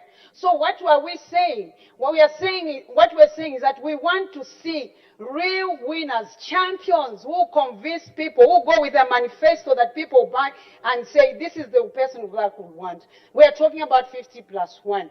And if we, again, the same people who are saying they want to be getting a loser and a loser to form a government. That's what they're planning. That's what is in Bill 10. How are they going to defend that if they decide to walk away? Mr. Speaker, it's just not fair. It's not just fair because people have been misled out there. People think this Bill 10, they are going to be killing people, they are going to be doing this, they are going to be doing this. The issue of deputy ministers, Mr. Speaker, Everyone is aware that we do not have the capacity at the moment. We don't have the money to be paying the deputy ministers. Even the recommendations, we were given copies here. If someone that read would say these are the recommendations. In Bill 10, what has been discussed by the cabinet, this is by the executive, this is it. And you marry the two. Then you can go there outside and see. But now today, Mr. Speaker, I want to beg you in this House that we should change also maybe the standing orders of this House. You cannot get, they're talking about corruption, they're talking about misappropriation of funds, but them they're getting people's money and they're not doing the money that is coming from the people. It's just wrong, Mr. Speaker. They're not doing the work. We are here to speak on behalf of the people sent us here.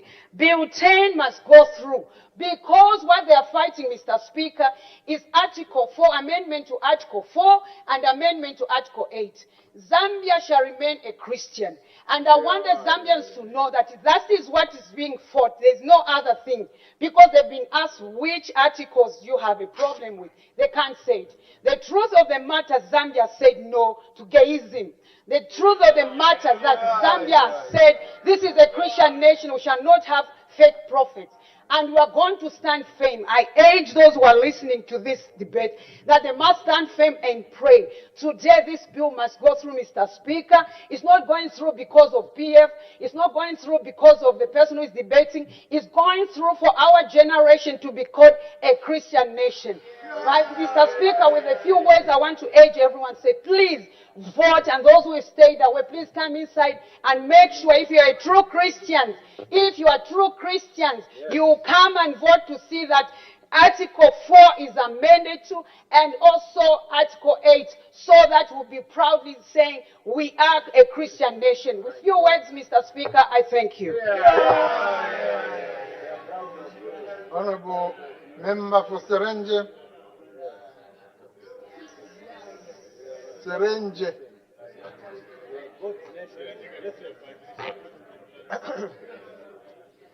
Thank you very much, Mr. Speaker, for according the people of Serenge an opportunity to debate this very, very important bill. Mr. Speaker, I'm taken aback as to why our colleagues could not defend their position in this House. Because you can only defend your position if you stay on and highlight the areas which you are not comfortable with. Mr. Speaker, a lot has been said about Bill 10 and its advantages and disadvantages. Our colleagues out there have been going out telling people that Bill 10 is mischievous. Bill 10 contains certain clauses which are intended to extend the term of office of the president. Bill 10 discriminates against other religions.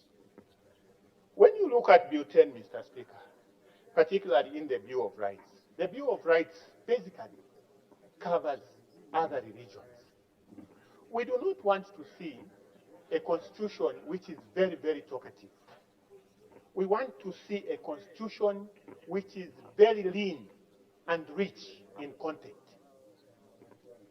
Mr. Speaker, as the previous speaker has outlined, we are here to serve the people of Zambia.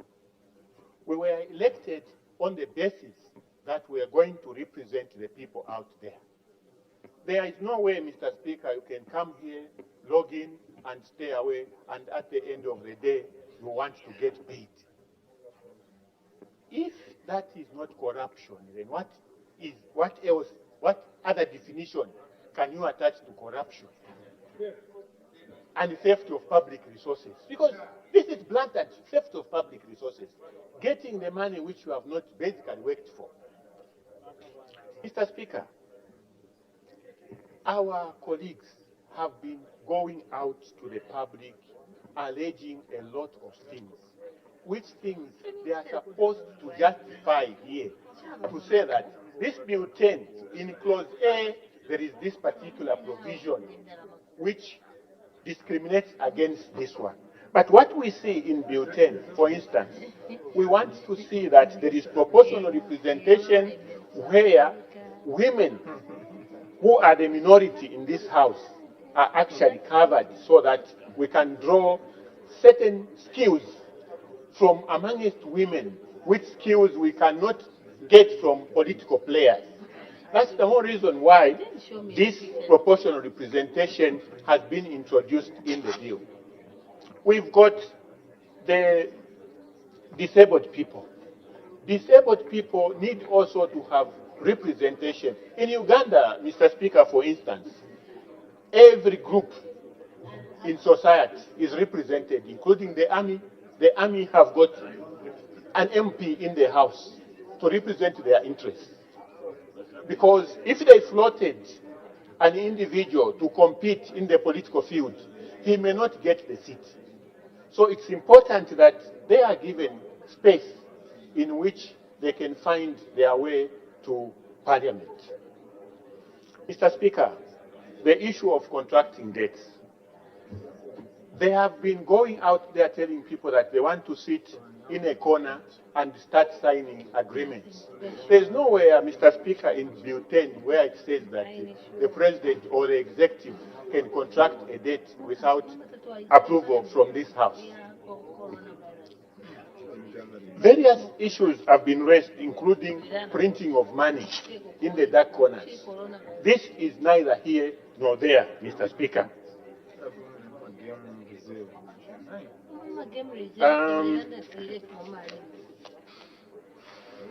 There was the NDF, Mr. Speaker, in 2019, which we all attended. Our colleagues decided to stay away, but they want to have a process which is more embracing. How else can you have an embracing process if you are able to shun whatever body is called to look at the constitutional amendment you don't want to attend? So how else do you want to be inclusive? They have been saying the constitution process leading to the enactment of the Constitution of Zambia Amendment Bill number 2 was void and full of contradictions. Yes, it was full of contradictions. We saw it, Mr. Speaker, in 2016. This country stayed for almost 60 days. The president could not function. The country was almost as if we were at war. Nothing was happening. There was no governance. All the institutions of governance were at a standstill. We do not want to see that, Mr. Speaker. We want to see a situation where, after elections, things must return to normal. Other than you elect an MP, he stays in the village because there are concords going on, which concords they are not even able to respect the decisions which are coming from those courts. It's the only country, Mr. Speaker, where I've seen lawyers disagreeing with what the final courts are saying. Because if you don't go to court to expect a win. You go to court with two things. Either you lose or you win. So if you don't win, that's the way the judges will look at the issue. If you win, maybe they will accept with your argument. But to say that because my arguments have not been accepted and therefore this judgment is flawed, I don't think it works like that. Members of Parliament being restated in the councils. This is very progressive, Mr. Speaker. Mr. Speaker, you will note that currently the councils are not able to deliver. We do not know how much money goes to the local authorities, how much money is meant for development purposes. The MP is actually pursuing his own agenda. The council is pursuing its own agenda. I think we need to participate in the decisions which the council is making, because we are all, after all, involved in the development process. And therefore, we should actually be in the councils and see that these councils are appropriating monies accordingly, including our own CDF. There is no way that MPs should not be found in local authorities. Also, the issue of having mayors serving like executive mayors. There is no executive mayors in this country. The Constitution doesn't provide for that. So why should we have a mayor elected by the majority people in a constituency or two constituencies when he's not going to serve as an executive mayor? It's therefore important that we revert back to the old system, Mr. Speaker, where mayors will be able to serve 2 terms and be able to be elected from amongst themselves, so that is one amongst the equals. This, Mr. Speaker, will actually spur a lot of development, other than at the present moment where we are pulling apart. This is actually affecting the development of our districts. The Siavonga meeting, Mr. Speaker, where this Bill 10 emanated from, was a combination of all political players. Today, we wonder how our colleagues are negating their own resolutions which they passed in Siavonga.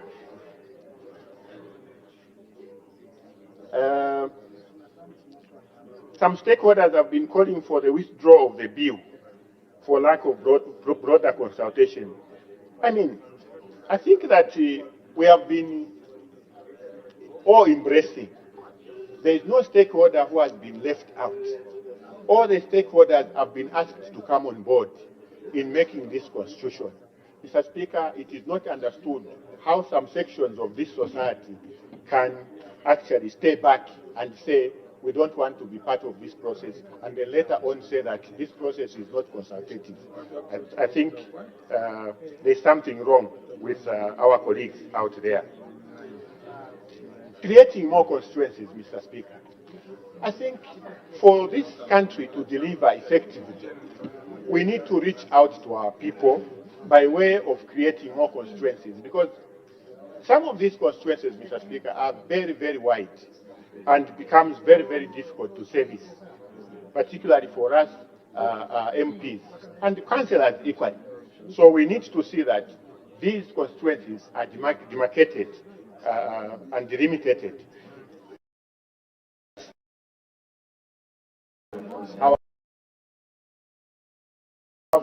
Their constituencies served adequately. Honourable Member for Serenja, we'll continue after the tea break. Thank you, Mr. Speaker. The time now is 18:10. I suspend business for 20 minutes.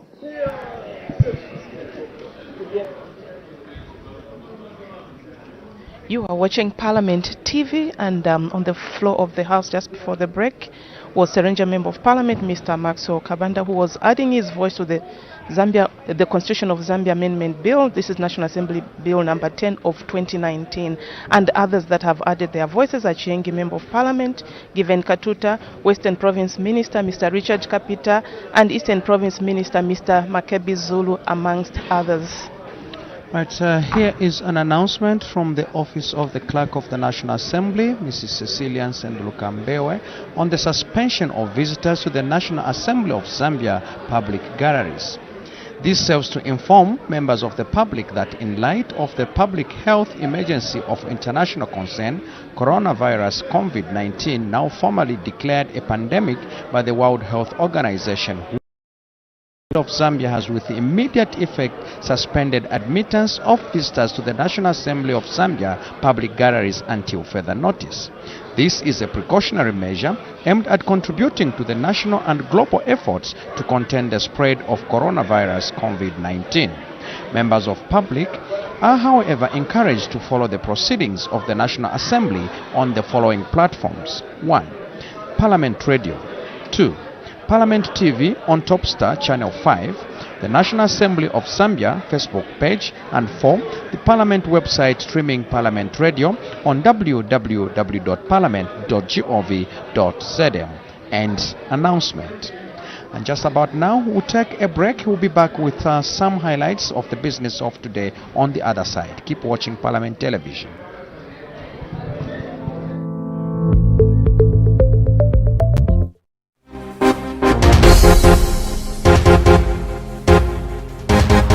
News on the go with Diamond TV, powered by MTN.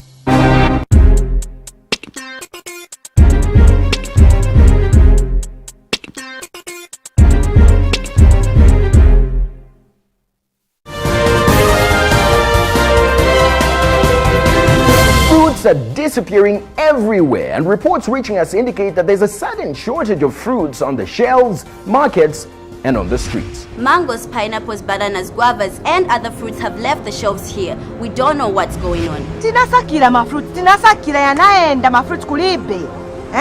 Kulichape kandoro. Manya nzakulisa che kandoro. We refuse to give up on this problem. We are going to find the solution.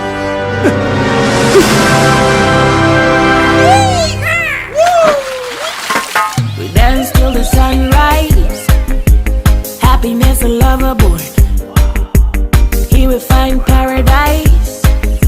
From Cancer to Capricorn. Pick your flavor, fresh and healthy. Tropics is the juice you can savor. All fruits yearn to become tropics. Introducing Tropics Fruit Juice Blend, a paradise of fruity freshness. Tropics is the juice you can savor. Trade Kings, improving lives.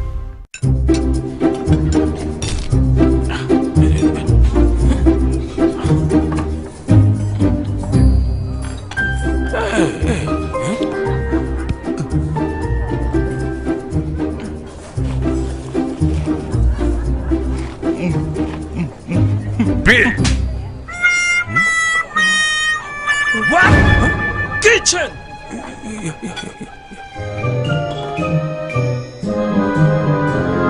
Do it!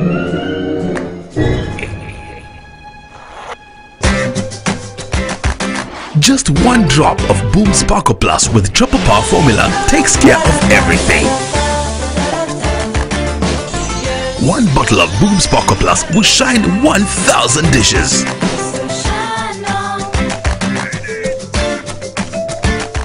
Enriched with lemon and aloe vera. Now that's 1,000 reasons to choose Boom Sparkle Plus. You see the way I in fact, hey, hello,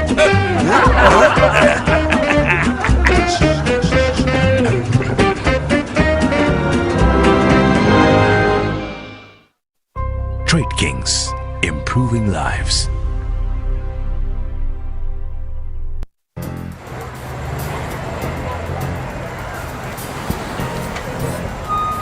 How dare you stop in the middle of nowhere? Yet you know I've got an appointment. Njota boss, imozi chape mojo. Njota chape wali just. Nomba ichaka chove inenchudi demo. You can't understand. Nidwa matendo kwa zungu. Ngati sinama mojo, nichita so. So nifuna koloka mozi chape nchitako. Okulisa, nipase kwa one. TV kwa tindiwe. Iwe chimuda, nileke iwe. Nipase iyo orange. Iyo orange.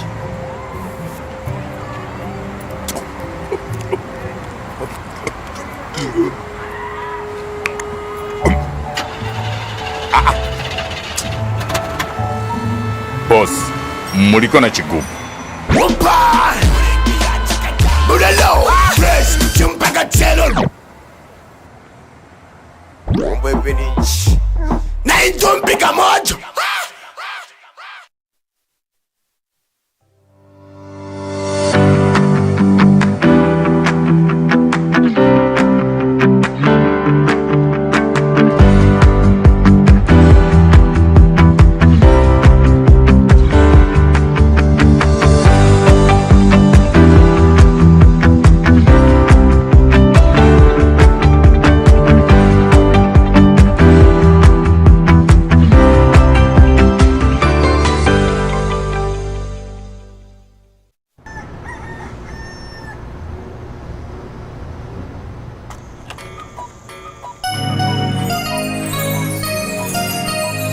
Chelsea cookies, delicious cookies, the secret recipe to happiness. A little bit of chocolate for moments you won't forget to make your masterpiece of tastiness.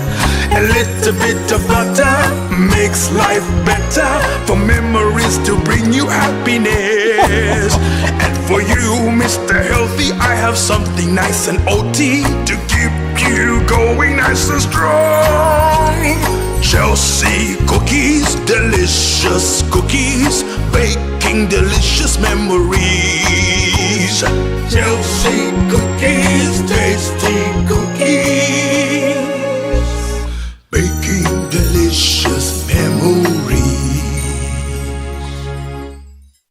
Trade Kings, improving lives.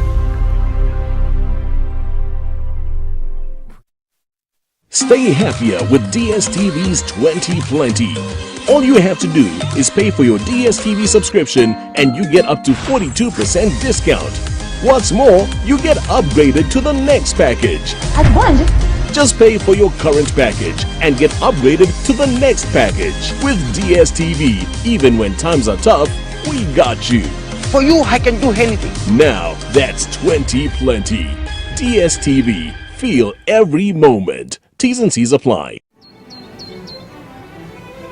Knowing how my family loves fruit, I thought of giving them a treat and introduce them to something new. Juice it, time to have your juice. Blended with milk and juicy, juicy fruit. Juice it, time to have your juice. A little bit of milk and juicy, juicy fruit. So there's a little bit of milk and a little bit of fruit. Pineapple, mango, just to name a few. Mix them all together till it turns to juice. Take a sip, everyone, cause it's really, really good. Juice it, time to have your juice. Blended with milk and juicy, juicy fruit. Juice it, time to have your juice. A little bit of milk and juicy, juicy fruit. Juice It Dairy Juice Blend, a fusion of freshness. Trade Kings, improving lives.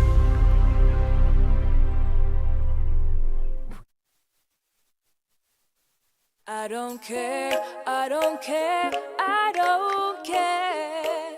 I don't care if they know the truth about how much I care for you. I don't care, I don't care, I don't care.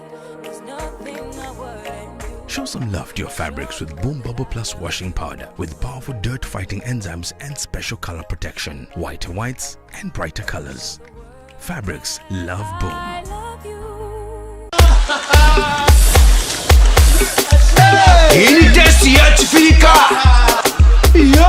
This is the taste of Africa. Takwabe achila palia we yena na ipesha. Takwabe achila palia we yena na iloa. Ngoline chilaka, wikokola ngoline chilaka. Ngoline chilaka, wikokola ngoline chilaka. Juice.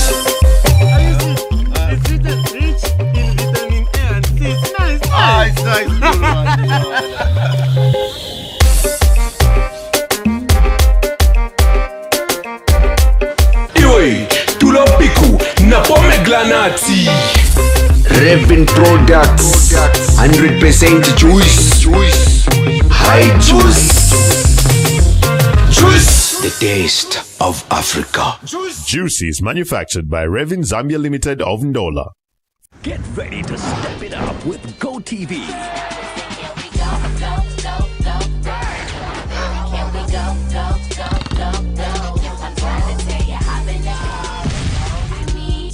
Step up your entertainment with GoTV. How does this work? You need to listen to me. Pay your account now and we'll upgrade you to the next GoTV package. Don't wait. Pay now and step up to more for the whole family. That's exactly what I want. GoTV. Live it, love it.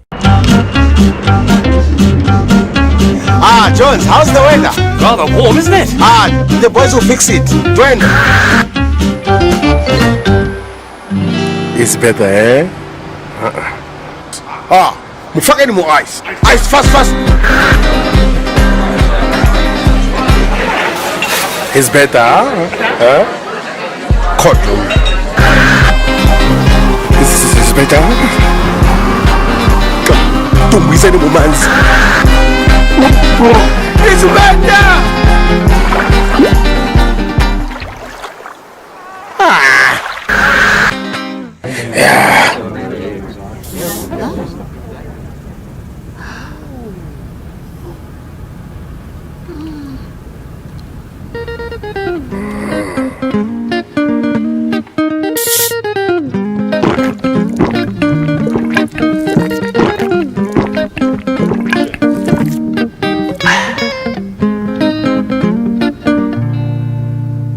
It's better! It's better. It's better! Red Rock Cola. Kings, improving lives. For many years, mothers have relied on old traditional methods to fight diarrhea. Well, these methods don't quite give you everything your body needs. I discovered the one method to kick that running stomach problem out of my house. Ta-da! Kiti ya Moyo. It contains all the essential ingredients needed to combat diarrhea. So next time diarrhea knocks on your door, remember, Kiti ya Moyo. Be wise, be prepared, beat diarrhea.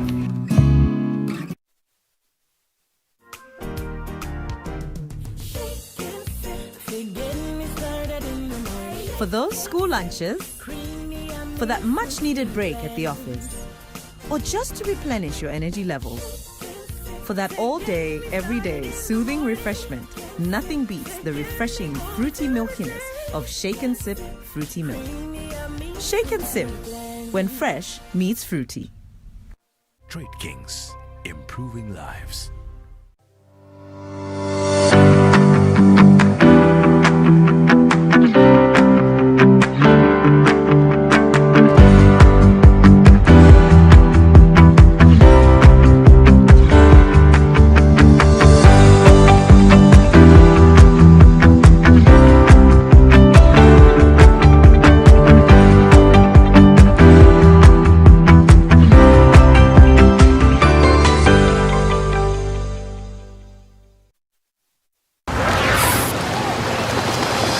Everywhere I go, people wanna know why my dance moves are better. Chimalila nikabwela nikangena yaso, polo yaso, uchaya bwanji yaso. I just let the fun shine. That shirt you're wearing, it's brand new. I like your style. What's that you're drinking? Sunday, it looks so brand new. Oh, oh, oh, oh, oh, oh, oh, oh, oh, oh. I'm drinking Sunday. Now let the fun shine. Brand new flavor. Brand new day. Brand new. I'm feeling brand new with Sundance. Feel brand new with Sundance, with a fresh new look and new taste. And introducing sparkling new Sundance Passion. Sundance, let the fun shine. Trade Kings, improving lives. We love to wash, wash, wash. Looking so good. We love to wash, wash, wash. Smelling so fresh. We love to wash, wash, wash. With bullet washing. Oh yes, that's right. We all love to wash our laundry to make it look clean and smell fresh. That's why, with Bullet Washing Powder's new improved formula, you can remove the most stubborn dirt and toughest stains, leaving your laundry clean and smelling oh so fresh. Smelling so fresh. We love to wash, wash, wash. With Bullet Washing Powder. With just a little sprinkle, the heap is gone. So easy on your colors and your hands too. Your laundry smelling fresh, soft and clean. Bullet Washing Powder. Hello, pesa nyumba? Yes, madam. My men are on the ground. Balecha nakalaka dark trim color mo alifwaya mixed na ka sunset gold. You like it?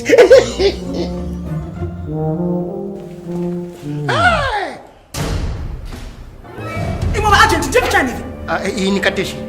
Kai Kateshi is a magical color. For you to appreciate it, if I have money, I know me, I'm a woman of class. I love quality things. What's my rubbish? I'm in my pen time. Narukamba ine. Let's buy colossal quality pen. Osati mapratanga penti ya. Me, I'm just a painter. Clearly, there's no paint job quite like a Colossal paint job. Choose from a variety of high-quality coats. that will give you a professional finish every time. Wow! This is exactly what I wanted! Colossal. Paint like no other. Good morning, class. Thank you for inviting me today. Now, who can tell me the best way to protect our homes from those nasty germs that even want to make your own bathing soap want to take a bath? Okay, go ahead, son.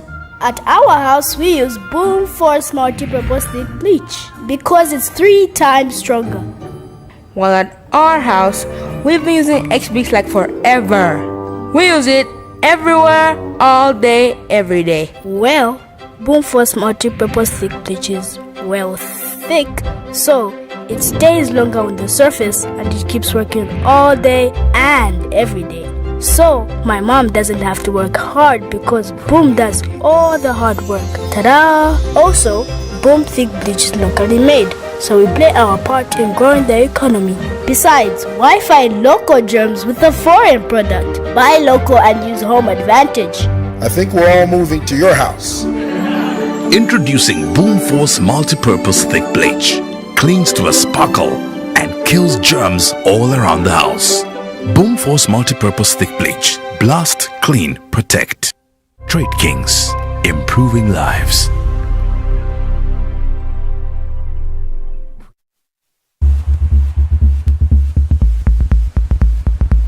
There is a core belief at the heart of Liquid Telecom. The belief that every individual has the right to be connected. The pursuit of this vision has seen us build the largest independent fiber network in Africa. From Cape to Cairo, we are connecting more of Africa.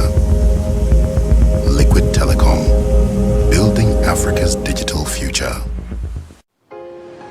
This March, Zambezi Magic brings you a different take of the movie festival.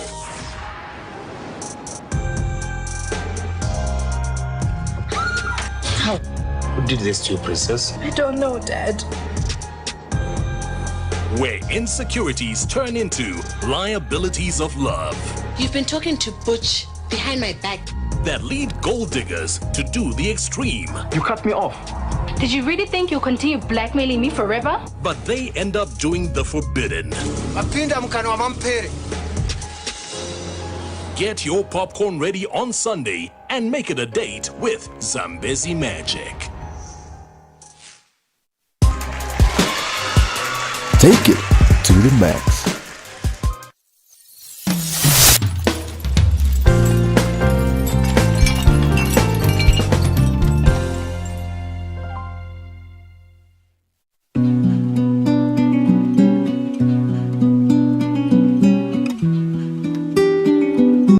Zoning